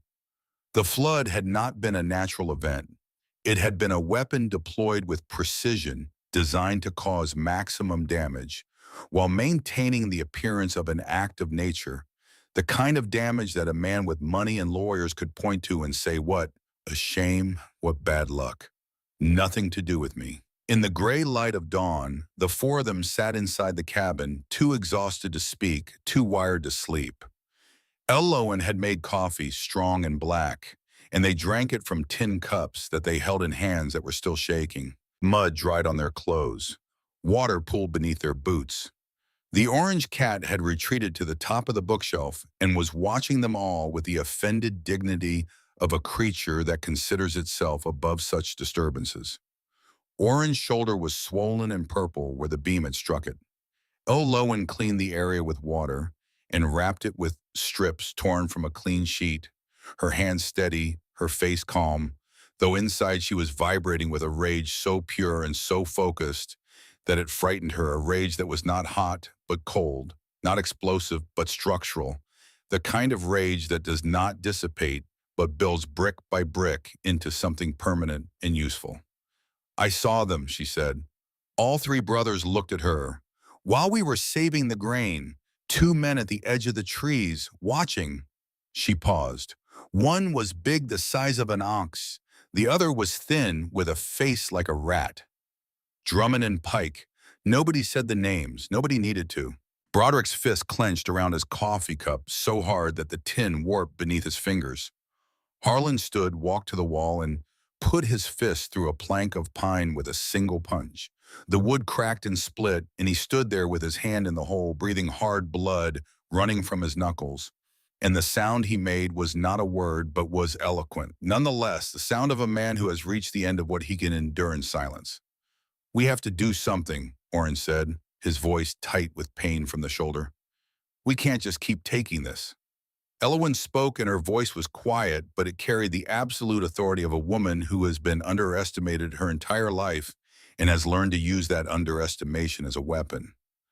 "We need to go to Silver Creek, talk to people. Hale survives because nobody speaks up, because everyone is alone and afraid. If we speak first, others will follow." Harlan turned from the wall, blood still dripping from his hand. "You think the townsfolk will help? They're more scared of Hale than they are of the devil himself." Elowen met his eyes. "They're scared because they think they're standing alone. If someone stands up first, they'll see they're not." The room was silent. The fire crackled. Outside, the mud was drying in the morning sun, and the ruined chicken coop lay on its side like a broken toy, and the creek was barely a whisper, and everything they had built was one more flood away from being gone. Then Broderick said, "She's right." Harlan looked at his brother, looked at Elowen, looked at his bleeding hand. He did not speak, but he did not argue, and for Harlan Dunmore, the absence of argument was its own form of agreement, a surrender so small that no one but his brothers would have recognized it, but a surrender nonetheless. Elowen rode to Silver Creek alone.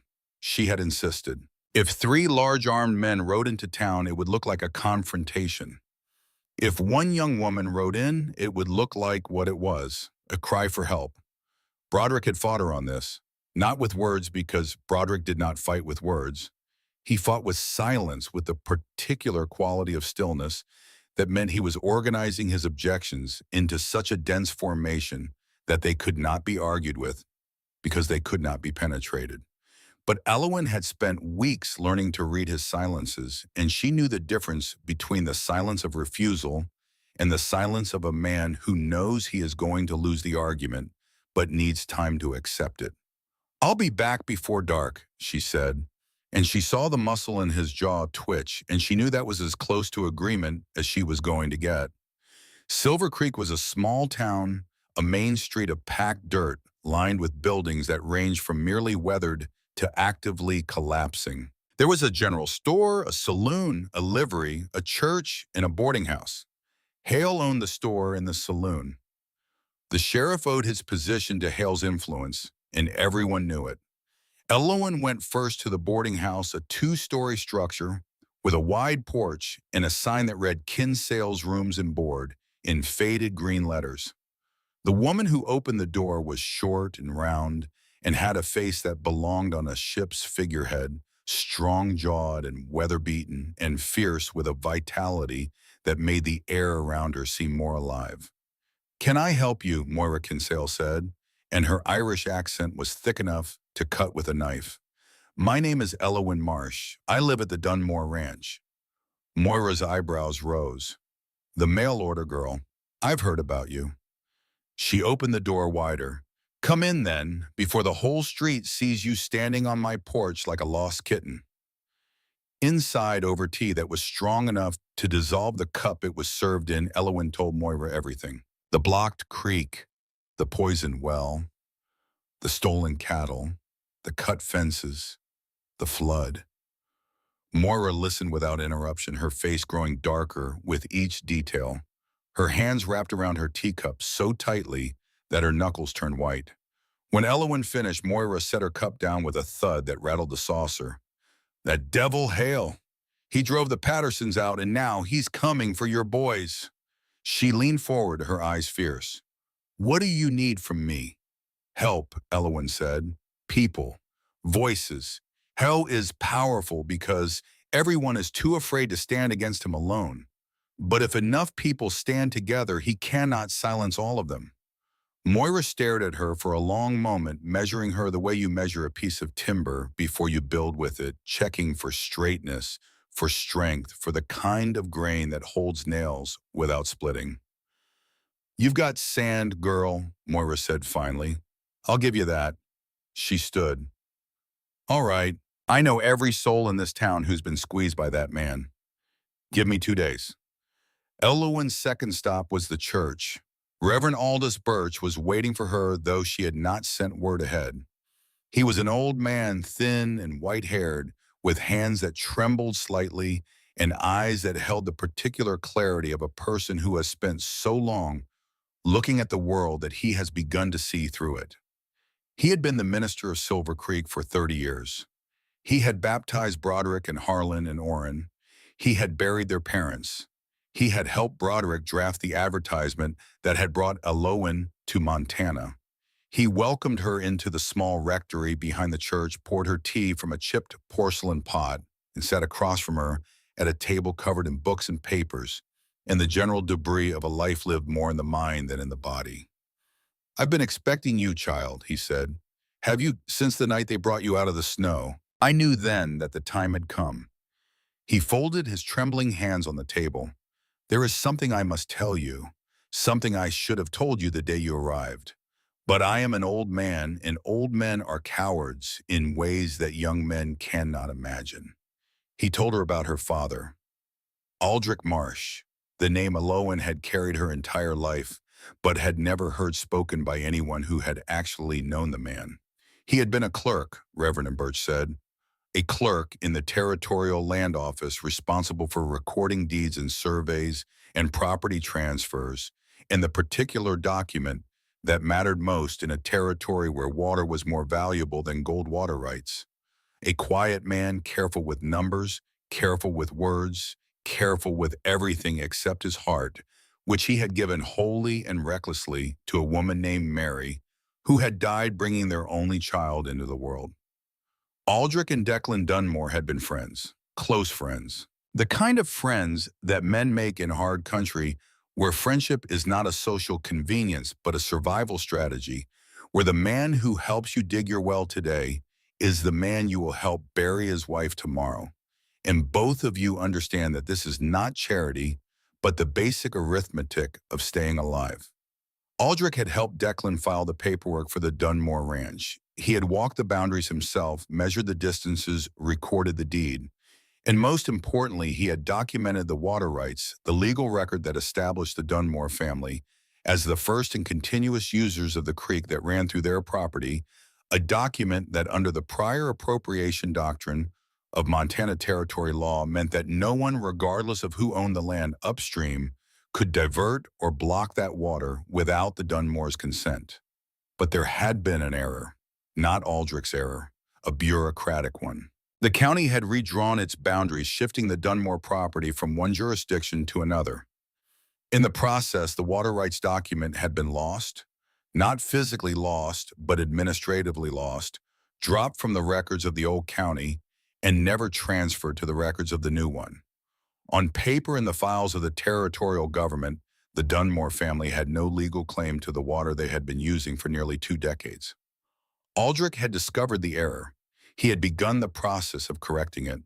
And then Mary had died and Elowin had been born, and Aldrich had taken his infant daughter and fled to Baltimore, to the orphanage, where a distant cousin served as matron, and he had left Montana behind like a dream you cannot bear to remember, because remembering it means admitting that you once had something beautiful and let it go.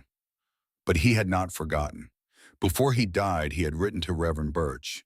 He had sent something with the letter. And he had asked the Reverend to do 2 things: protect his daughter if she ever needed protecting, and guide her to the Dunmore Ranch if the time came, because the ranch needed someone who understood paper and law and the machinery of government, someone who could do what Aldrich had not lived long enough to do himself. "The advertisement," Elowin said, and her voice was barely a whisper. "You suggested it. You told Broderick to place it." "I did. And you made sure it reached me."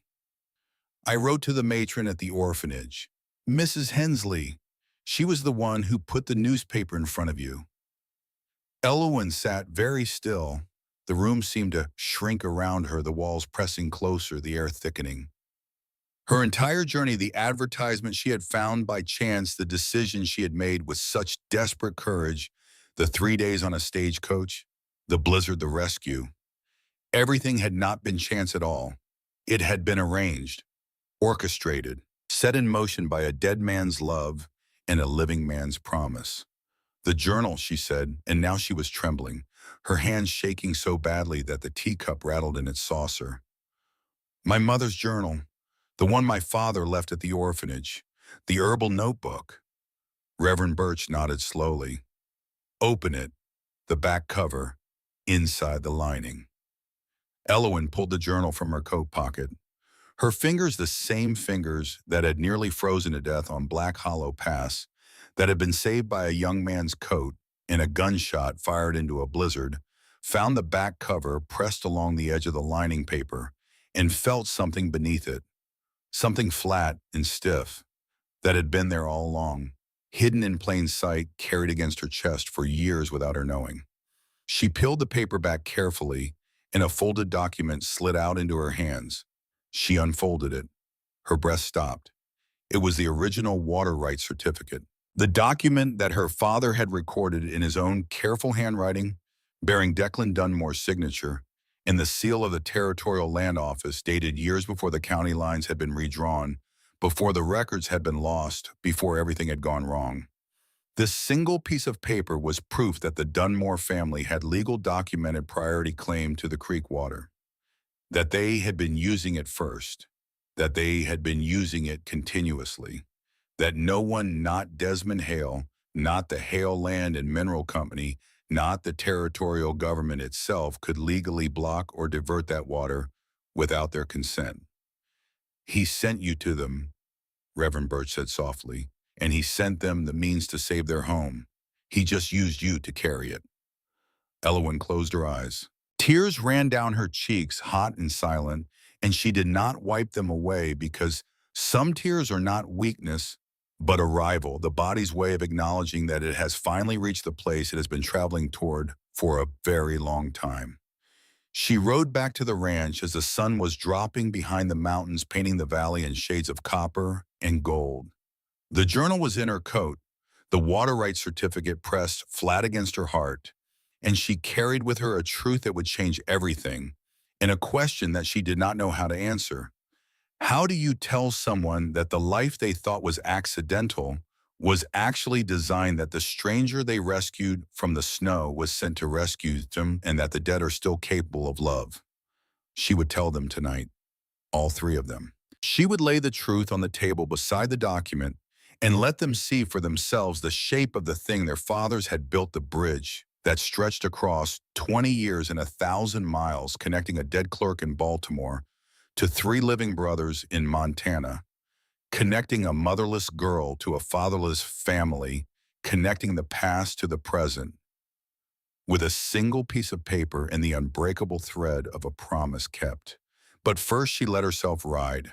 She let the horse carry her through country that was turning green, despite everything, grass pushing through mud, wildflowers opening in the last light, the creek running thin but still running, still alive, still trying.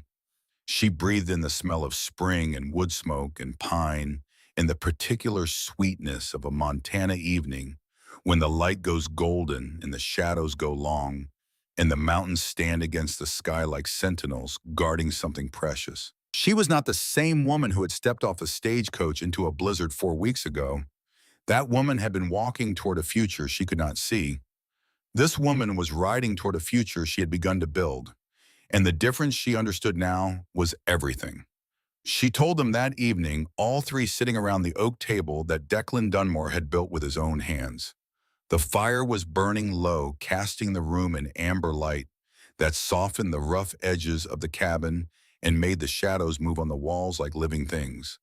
The orange cat was asleep on the hearth. The coffee was hot, and Elowen laid the water rights certificate on the table between them, the way you lay a card face up when you have been holding it for a long time and can no longer bear the weight of it in your hand. She laid the truth beside it. She told them everything about Aldrich, about the friendship between their fathers, about the administrative error that had erased the Dunmore water rights from the county records, about the journal and the document hidden inside it for years, carried against her chest through Baltimore winters, in a Montana blizzard without her knowing it was there. She told them about Reverend Birch and the advertisement and the long chain of events that had brought her to this cabin on a night when the snow was trying to kill her. She watched their faces as she spoke. 3 different men, 3 different reactions. Orrin's eyes went wide, then soft, then bright with a wonder that was almost childlike in its purity. "Our fathers were friends," he said, and the word friends came out of his mouth the way a prayer comes out, not as information, but as revelation. "We were connected before we ever met." Broderick did not move. His face was stone. His amber eyes were fixed on the certificate on the handwriting of a man he had never known, a man who had helped his father build the foundation that Broderick had spent his life defending without knowing it had been built by 2 men instead of 1. When he finally spoke, his voice was careful, controlled, the voice of a man holding something very fragile and very important, and trying not to let either his grip or his emotion crack it. "Did you know before you came here?" "No," Elowin said, and she held his gaze without flinching, without looking away, without offering him anything except the truth and the steady blue of her eyes. "I didn't know about the certificate, the county error, any of it. I came because of the advertisement. I stayed because I wanted to stay." She paused, and the pause was deliberate, a space left open for the words that followed it to land with their full weight. "Because of you, all 3 of you. Not because of paper or land or water or any plan my father made from his grave." Broderick looked at her. He looked for a long time, and she could feel him searching for the lie, testing the truth the way you test ice on a frozen lake, pressing carefully, listening for the crack that would tell you the surface cannot hold your weight. He pressed. He listened. He did not find a crack. "I believe you," he said. Harlan had been silent through all of it. He sat at the end of the table, his arms folded across his chest, his expression unreadable, and Elowin could feel the tension radiating from him like heat from a furnace. The particular tension of a man who is being asked to trust and cannot remember how. When Broderick and Orrin fell quiet, Harlan stood. He walked toward Elowin and stopped 1 pace away, close enough that she had to tilt her head back to meet his eyes, close enough that she could see the individual scars on his forearms and the way his jaw was working, the muscles bunching and releasing as though his body were chewing on words that his mouth could not yet form. "3 years ago," he said, his voice was rough, stripped raw, the voice of a man who is about to say something that costs him more than he can afford, but who has decided to pay the price anyway because the alternative, which is silence, has become more expensive than speech. "A woman told me she loved me. Her name was Cora. She said the words every night for 6 months. And I believed her because I wanted to believe her, because believing her was the only beautiful thing I had. And I held on to it the way you hold on to a rope in a flood with both hands, in all your strength, in the absolute conviction that if you let go, you will drown." He paused. His jaw worked. The firelight caught the whiskey color of his eyes and turned them to something darker, something closer to the color of old wounds. "Then she took everything I had. Every dollar I'd saved in 3 years of shoeing horses and forging hinges and doing work that left my hands so burned I couldn't close them at night. She took it all and left in the middle of the night with a merchant who was passing through a man with clean hands and a wagon full of dry goods. And she didn't leave a note because she didn't think I was worth a note." The room was absolutely still. Orrin was staring at his hands. Broderick was looking at the wall.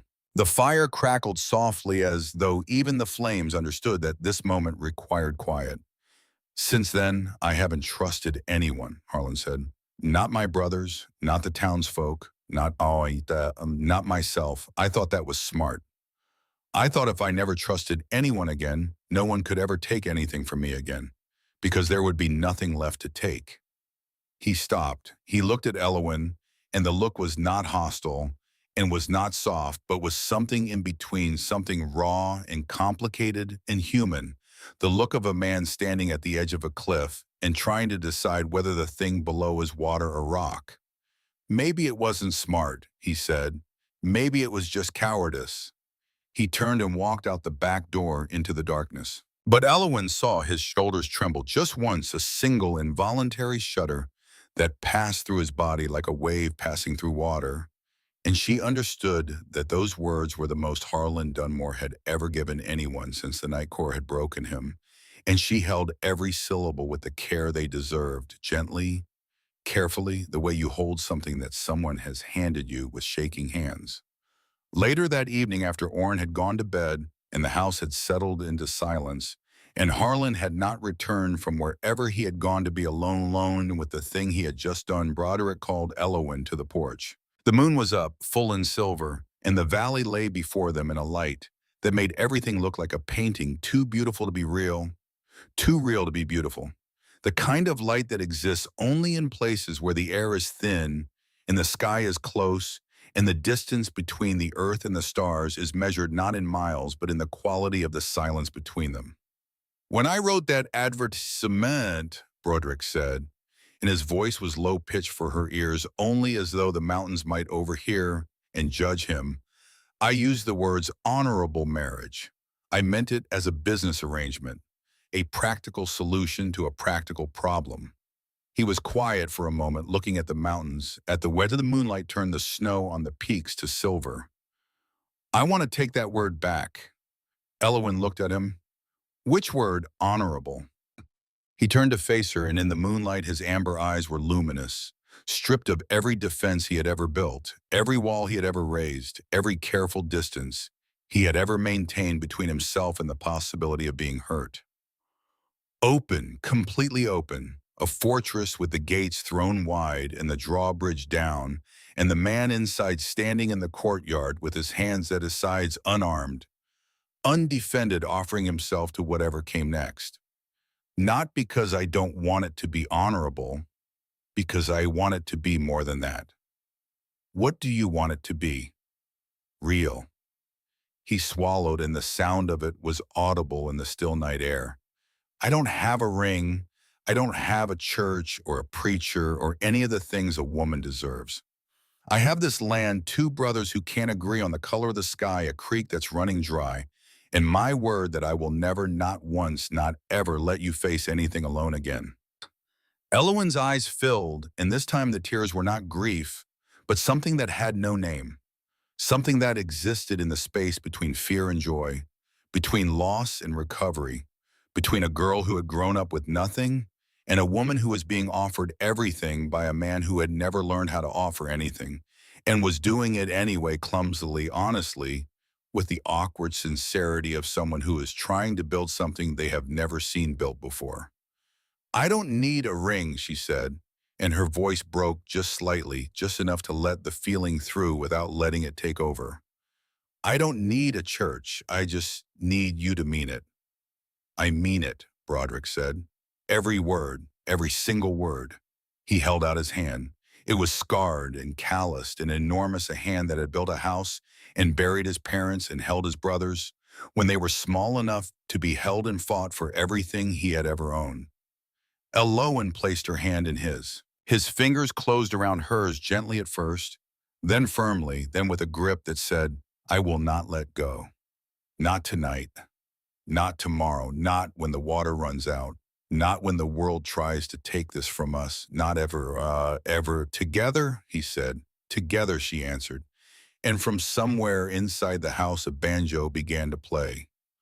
Low and soft, a melody that drifted through the open window and into the night, an old Irish song about a man who crossed an ocean and found something precious in a place he never expected to look. Harlan Dunmore playing for the first time where anyone could hear him, because sometimes the walls we build are not prisons, but stages. And sometimes the bravest thing a broken man can do is let the music out, is open the door of the dark room where he has been keeping the most tender part of himself, and let it walk into the light and be seen and be heard and be known. Orrin, who was supposed to be asleep, lay in his bed upstairs with the orange cat on his chest and listened to his brother play. And he smiled in the dark, and the smile was the kind that comes only when you realize that something you thought was lost has been found again. That the brother you remembered, the one who used to laugh and sing and fill the house with noise, was still in there underneath the anger and the silence and the scar tissue, still alive, still capable of music. The next morning, Elowin and Broderick mounted their horses and turned toward the east, toward Helena, where the territorial land office waited, with its files and its clerks and its power to make official what had always been true. But they did not go to Helena.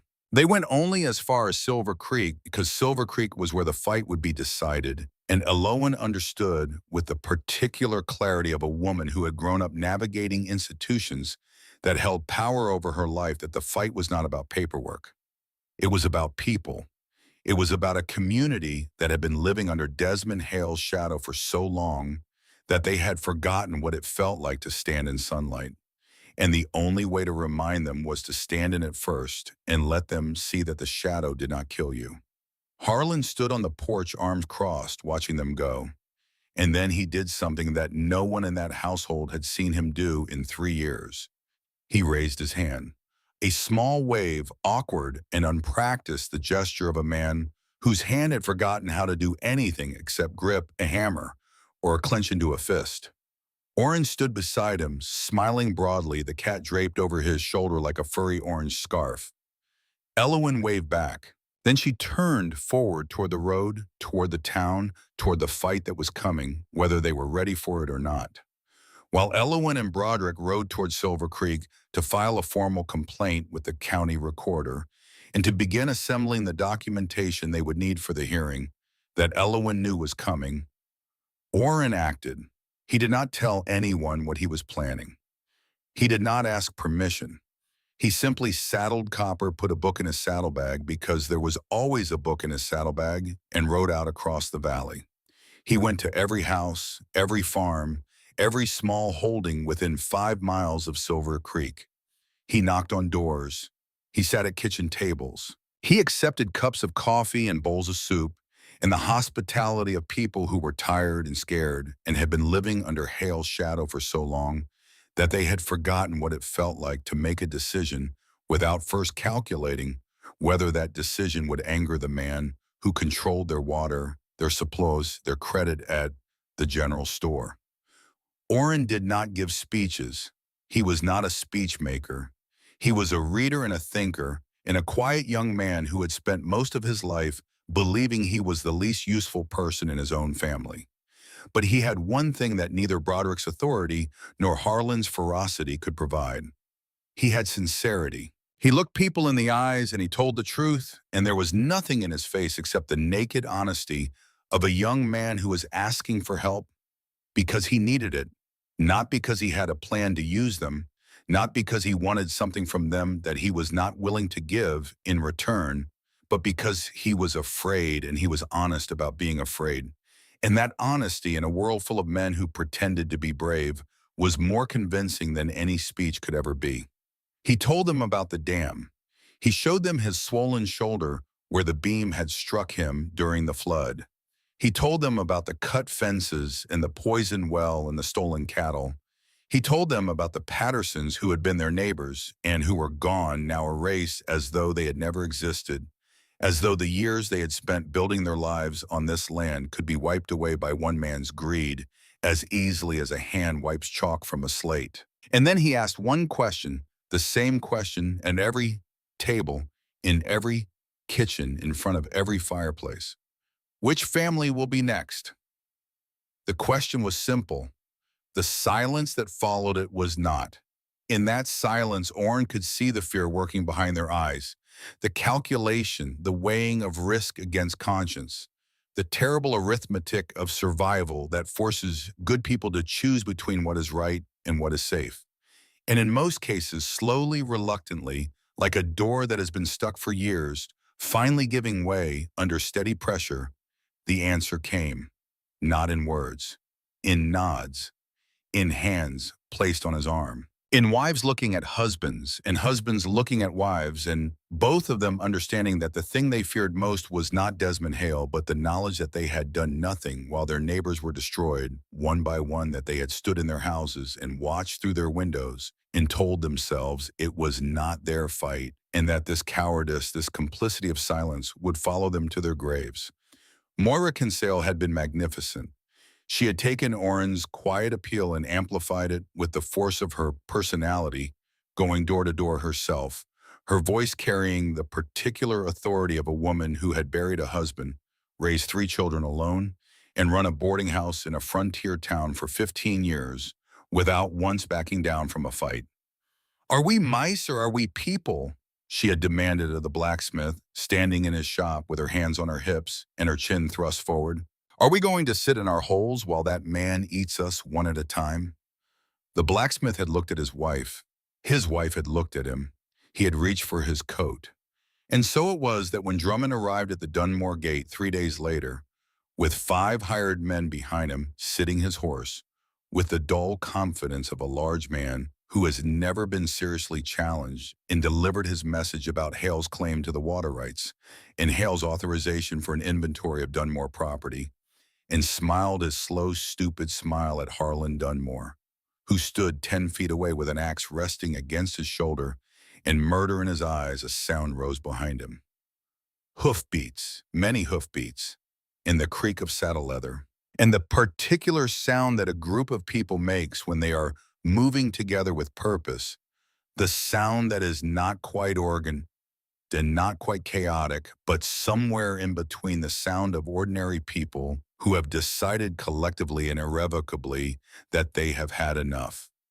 Drummond turned in his saddle and saw them coming up the road from the south. 14 of them, men and women, both mounted on horses and mules, and one particularly ancient donkey that looked as though it had been angry since birth.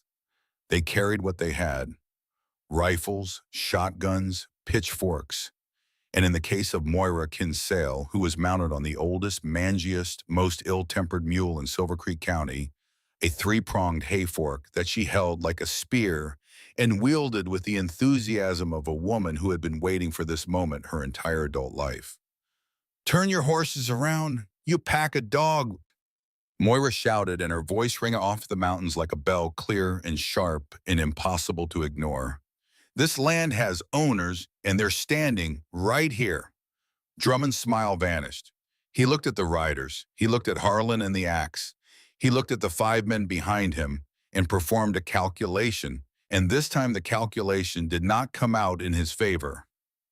5 against 14, plus one very large and very angry blacksmith with an axe who was not merely willing to use it, but was actively hoping, visibly hoping, that someone would give him a reason. "This isn't over," Drummond said, but he was already turning his horse, already retreating, and the words had the hollow quality of a threat made by someone who knows they have lost the moment and is trying to preserve the appearance of danger for future use. The riders watched them go. Nobody cheered, nobody celebrated. They simply stood together in the yard of the Dunmore Ranch, and the fact of their presence, the simple physical fact of 14 people standing on the same ground and facing the same direction, was its own kind of victory. Not the victory of force, but the victory of solidarity. The ancient and unassailable victory of people who have decided that they will no longer be afraid alone. Harlan lowered the axe. He turned to Oren, who was standing by the porch, his injured shoulder stiff beneath his shirt, his face flushed, his amber eyes bright with something that might have been triumph and might have been tears and was probably both. "You did this," Harlan said. Oren shrugged, a modest gesture undermined entirely by the incandescent pride that was radiating from every pore of his body. "You said I was useless. I thought I should prove you wrong." Harlan looked at his youngest brother, really looked perhaps for the first time in years, seeing not the boy who read books and named cats and could not split a log without nearly taking off his own foot, but the man who had ridden alone to a dozen farmhouses and convinced a dozen frightened families to risk everything by standing together. The man who had done what neither Broderick's strength nor Harlan's fury could have accomplished, not through force or authority, but through the simple, devastating power of being genuine. Harlan stepped forward. He placed his hand on Oren's good shoulder, his massive scarred hand, and he gripped it firmly the way men grip things they do not intend to let go of. "I was wrong," he said. 2 words, no embellishment, no explanation, no qualification. But Oren understood what those words had cost his brother. Understood that for Harlan Dunmore, who had not admitted to being wrong about anything in 3 years, who had wrapped his pride around himself like armor, and his anger around his pride like a wall, and his silence around his anger like a moat, this was not a correction but a surrender, a lowering of defenses that had been built to withstand siege. Oren's eyes filled. He blinked hard. "Thank you," he said, and his voice cracked on the second word, and Harlan pretended not to notice, which was its own form of kindness. The kindness of a man who understands that some things are better left unwitnessed, even when you are standing right there watching them happen.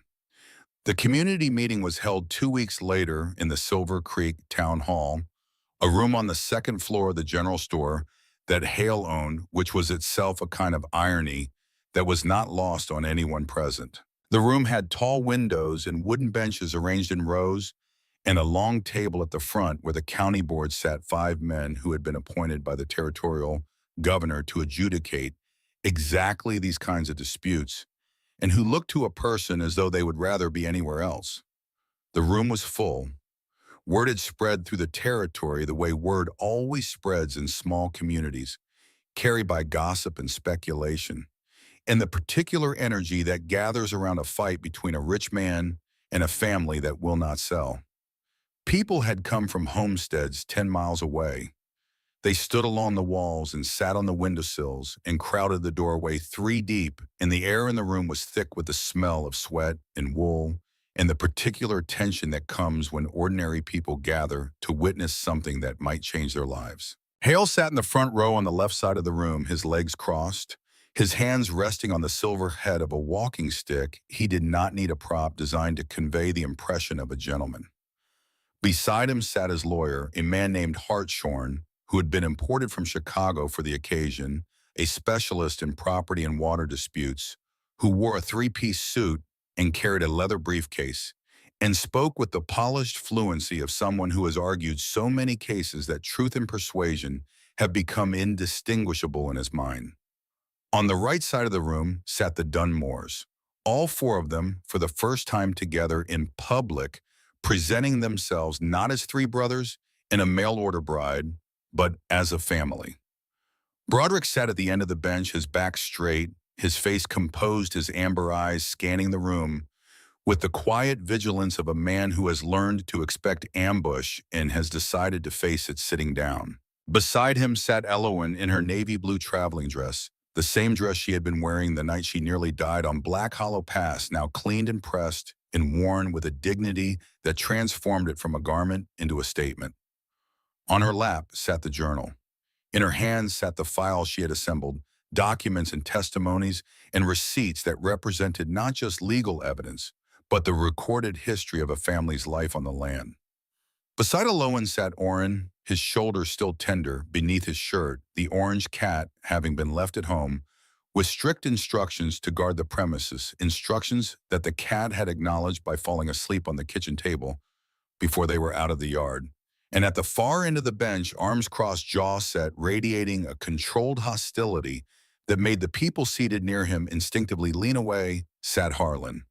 Hartshorn presented Hale's case with the smooth efficiency of a machine designed for the purpose. The creek flowed through land that Hale legally owned. The territorial records contained no documentation of prior water rights for the Dunmore property. Under current law, a landowner had the right to use water that crossed his property as he saw fit. His client had exercised that right by constructing improvements to manage water flow. This was not a dispute. This was a property owner managing his own resources. He spoke for 20 minutes. He cited statutes and territorial regulations with the confidence of a man who knows that the weight of paper is on his side and believes that paper is all that matters. Then Elowen stood. The room shifted. There was a murmur, the sound of 200 people recalibrating their expectations, because the person standing on behalf of the Dunmore family was not the 6'6" rancher with the intimidating presence, but a young woman of 5 feet and 3 inches, who weighed perhaps 110 pounds, and who held a worn leather journal in one hand and a sheaf of documents in the other. Hartshorn turned in his chair and looked at her with an expression that was 3 parts condescension and 1 part confusion, the expression of a man who is prepared for a boxing match and has just been informed that his opponent is a seamstress. Elwyn walked to the front of the room. She placed her documents on the table before the 5-member county board. She looked at each board member in turn, meeting their eyes, establishing the kind of connection that cannot be manufactured and cannot be faked. Then she began. She did not raise her voice. She did not gesture dramatically. She did not employ any of the rhetorical tricks that Hartshorn had used. She simply presented facts one after another in a sequence so logical and so thoroughly documented that each fact supported the next like stones in an arch, none of them able to stand alone, all of them together forming a structure that could bear weight. She presented the original water rights certificate signed by Declan Dunmore, sealed by the Territorial Land Office, documented in the handwriting of Aldrich Marsh, dated years before the county reorganization that had caused the records to be lost.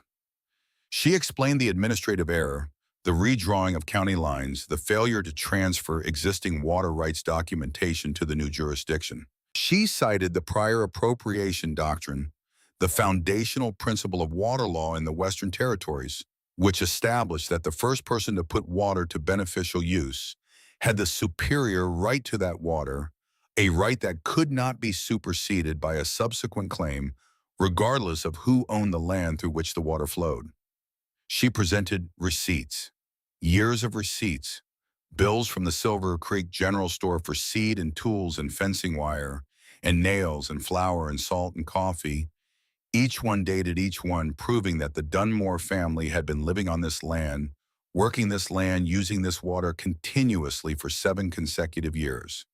She presented the written testimony of Reverend Aldous Birch, signed and sealed, attesting to the Dunmore family's continuous presence in the community. She presented similar testimonies from Moira Kinsale and 6 other residents of Silver Creek, each one stating in plain language that they had known the Dunmores, had traded with them, had seen them use the creek water for their cattle and their crops in their daily lives since the day they arrived in this valley. And then she did something that Hartshorn's case had not anticipated and could not counter. She invited the people of Silver Creek to speak. One by one they stood. The blacksmith, who told the board that Hale had threatened to close his account at the general store if he continued to do business with the Dunmores. The widow Hannigan, who told the board that Hale's men had driven her cattle off her range, and that when she complained to the sheriff had told her she must have miscounted. The farmer named Jessup, who told the board that the dam upstream had reduced his water supply so severely that his spring planting had failed and his family was facing a winter without stores. Each story was different. Each voice was different. But the pattern was the same, and the pattern was damning. A man with money and power and the loyalty of a corrupt sheriff systematically destroying the livelihoods of every smallholder in the valley, not through a single dramatic act of villainy, but through 100 small cruelties, each one deniable, each one insufficient to justify action on its own, but taken together forming a picture so complete and so ugly that no one who looked at it could pretend not to see what it showed. Hartshorn tried to interrupt. "With respect to the board," he said, standing, his voice cutting through the room, "I must question the standing of this witness. Miss Marsh is not a landowner, not a citizen of this county, and not, as I understand it, even legally married to any member of the Dunmore family. She is, to put it plainly, a mail-order bride, a woman purchased through a newspaper advertisement like a piece of furniture or a plow horse." The room went silent. It was not the silence of agreement.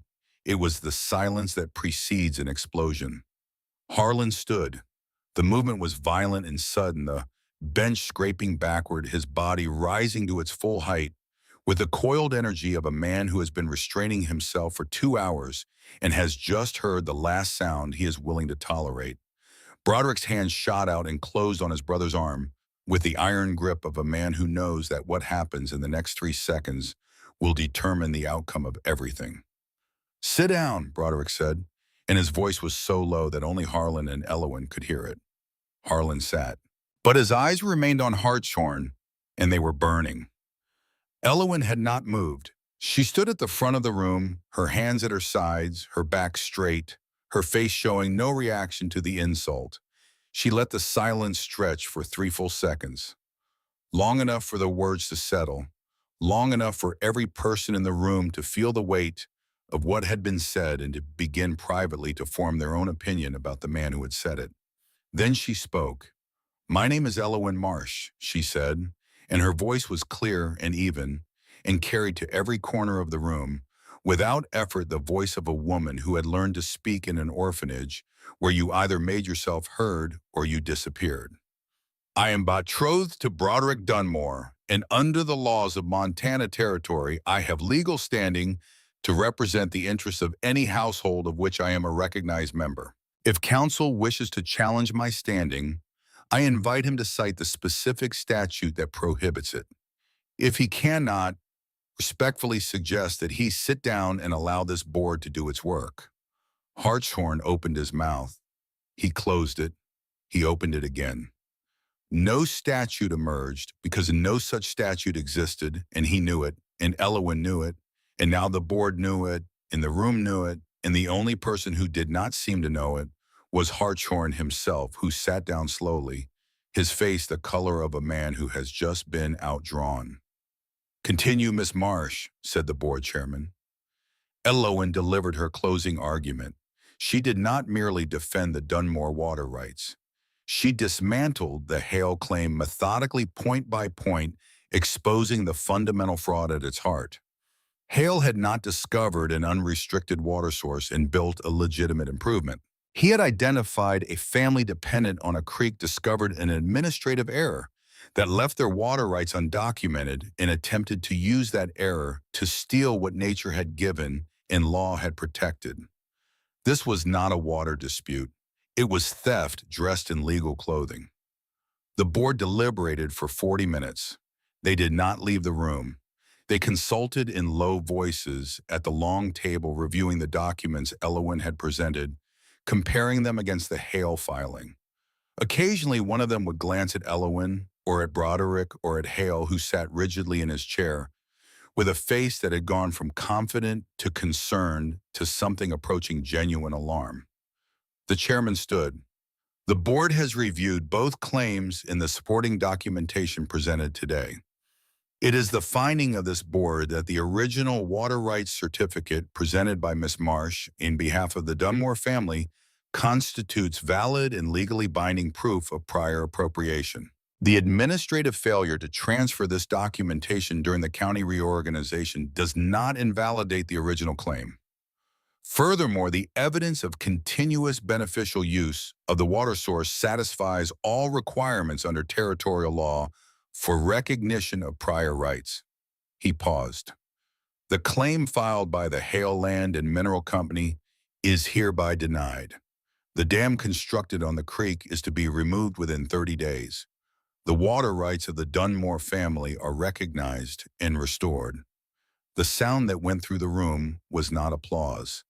It was deeper than that, a collective exhalation, the sound of a community releasing a breath it had been holding for years. Hale stood. His face was the color of raw liver. He pointed a thick finger at the chairman and opened his mouth, but before a word could emerge, two federal marshals who had been standing quietly at the back of the room, marshals who were present because a young woman had written a letter 2 weeks earlier detailing evidence of systematic intimidation and property destruction, stepped forward and flanked him. "Mr. Hale," one of them said, "we'd like a word with you outside." Hale looked at the marshals. He looked at the room full of people who were looking back at him with expressions that ranged from satisfaction to the particular quiet pleasure that decent people feel when they see a bully finally held to account. Then he picked up his walking stick, straightened his coat, and walked out of the room with the marshals at his elbows, and the door closed behind him with a sound that was not loud, but was final. Outside in the spring sunshine, Elowen stood on the boardwalk and breathed. The air smelled of mud and new leaves and horse manure and wood smoke and everything that a small frontier town smells like when winter has finally lost its grip. Broderick stood beside her. He did not speak. He placed his hand on the small of her back, gently. His palm warmed through the fabric of her dress, and Elowen leaned into him. Not because she was weak, but because she was exhausted, and because leaning on someone when that someone is trustworthy is not weakness but wisdom. Orrin threw his arms around both of them because Orrin had never learned the adult skill of restraining his emotions and hopefully never would. And for a moment, the three of them stood in a huddle on the boardwalk, and Elowen could feel Orrin's heartbeat against her shoulder, fast and strong and joyful. Harlan stood apart. He stood with his hands in his pockets and his eyes on the horizon, and on his face the face that had been frozen in anger for 3 years. There was a smile, small, uncertain. The smile of a man who is out of practice and whose facial muscles are not entirely sure they remember how this works. But it was there. Elowen saw it. She extracted herself from the huddle and walked to Harlan, and she stood in front of him, this large and broken and secretly gentle man who had fixed her boots and left eggs on fence rails and carved wooden buttons and played Irish songs in the dark. "I owe you an apology," Harlan said, and his voice was the roughest she had ever heard. It scraped raw by the effort of speaking words that required him to be vulnerable. "No," Elowen said. "You owe me a song." Harlan blinked. Surprise broke across his face like light through clouds, quick and bright and transformative. "You heard one night through the door, your father's song." He stared at her, and then the thing happened that Orrin later described as the closest he had ever come to witnessing a miracle. Harlan laughed. Not a chuckle, not a snort, not the bitter bark that passed for humor in his daily life. A laugh, a real laugh, deep and full, rising from somewhere inside him that had been locked and sealed and boarded over for 3 years. Somewhere that he had been so sure was dead, that discovering it alive was as shocking as discovering a green shoot pushing through a slab of granite.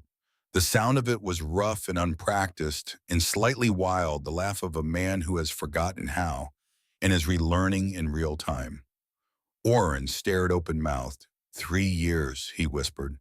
3 years since he laughed.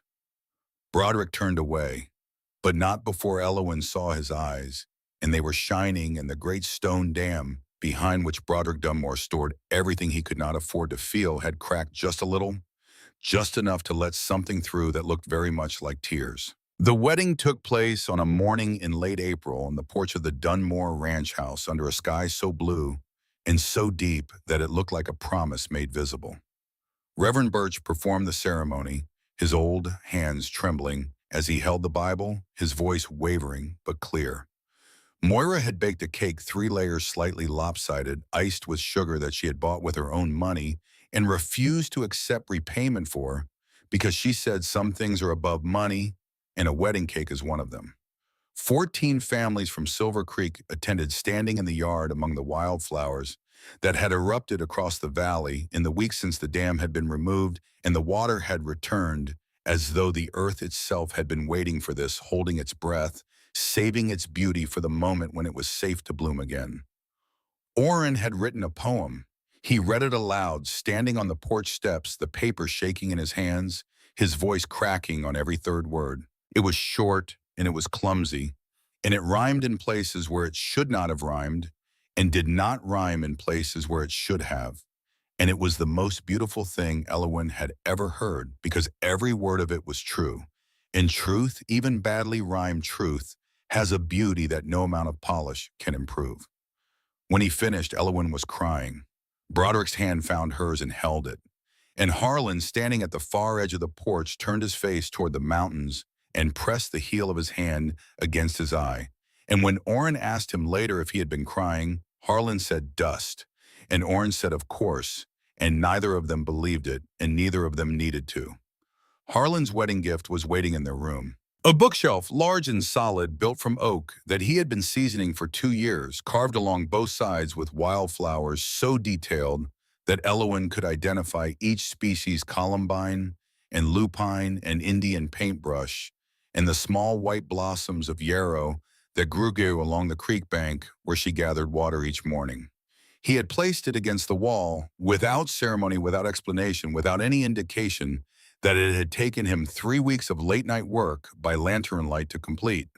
When Elowen found it, she ran out of the room and threw her arms around Harlan before he could react, before he could put up his walls, or cross his arms, or retreat behind the fortress of his anger. He stood rigid, his arms at his sides, his body tense with the unfamiliarity of being touched by someone who meant him nothing but good. Then slowly, awkwardly, like a man remembering a skill he has not practiced in years, he raised one hand and patted her back. Twice, gently. Oren saw this from across the yard and smiled so wide that his face ached. Broderick stood at the corner of the house, and the smile on his face was rare and warm and wider than any Aloan had ever seen on this quiet, burdened, extraordinary man. The last image of this story belongs to spring. Full spring, real spring, the kind of spring that Montana grants only to those who have earned it by surviving the winter.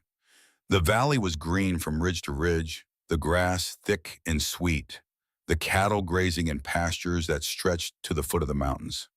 The creek ran clear and cold and musical over stones that had been smoothed by centuries of water, running full and free. Now that the dam was gone, the water restored to the channel it had carved for itself long before any man had arrived to claim it or block it or fight over it. Elowen stood on the porch of the Dunmore house, her mother's journal in her hands, and watched the men she loved at work in the world they had fought to keep.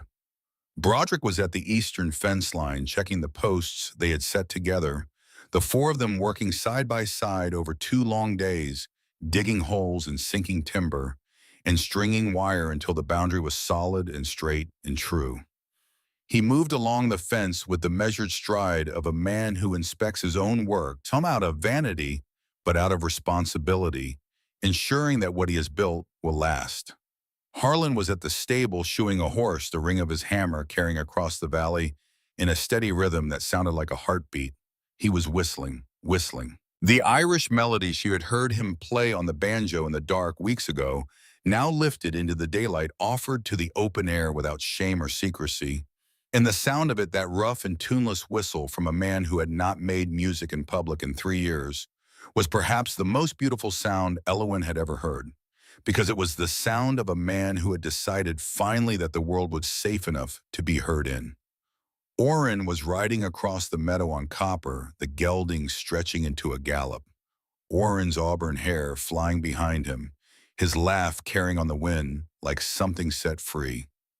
On the back of the saddle, perched with the improbable dignity of a creature that believes the entire world exists for its convenience, sat the orange cat riding with its eyes half closed and its fur ruffled by the breeze. A small, ridiculous miracle of domesticity in the middle of wild country. In Oren's saddlebag was a book, because there was always a book.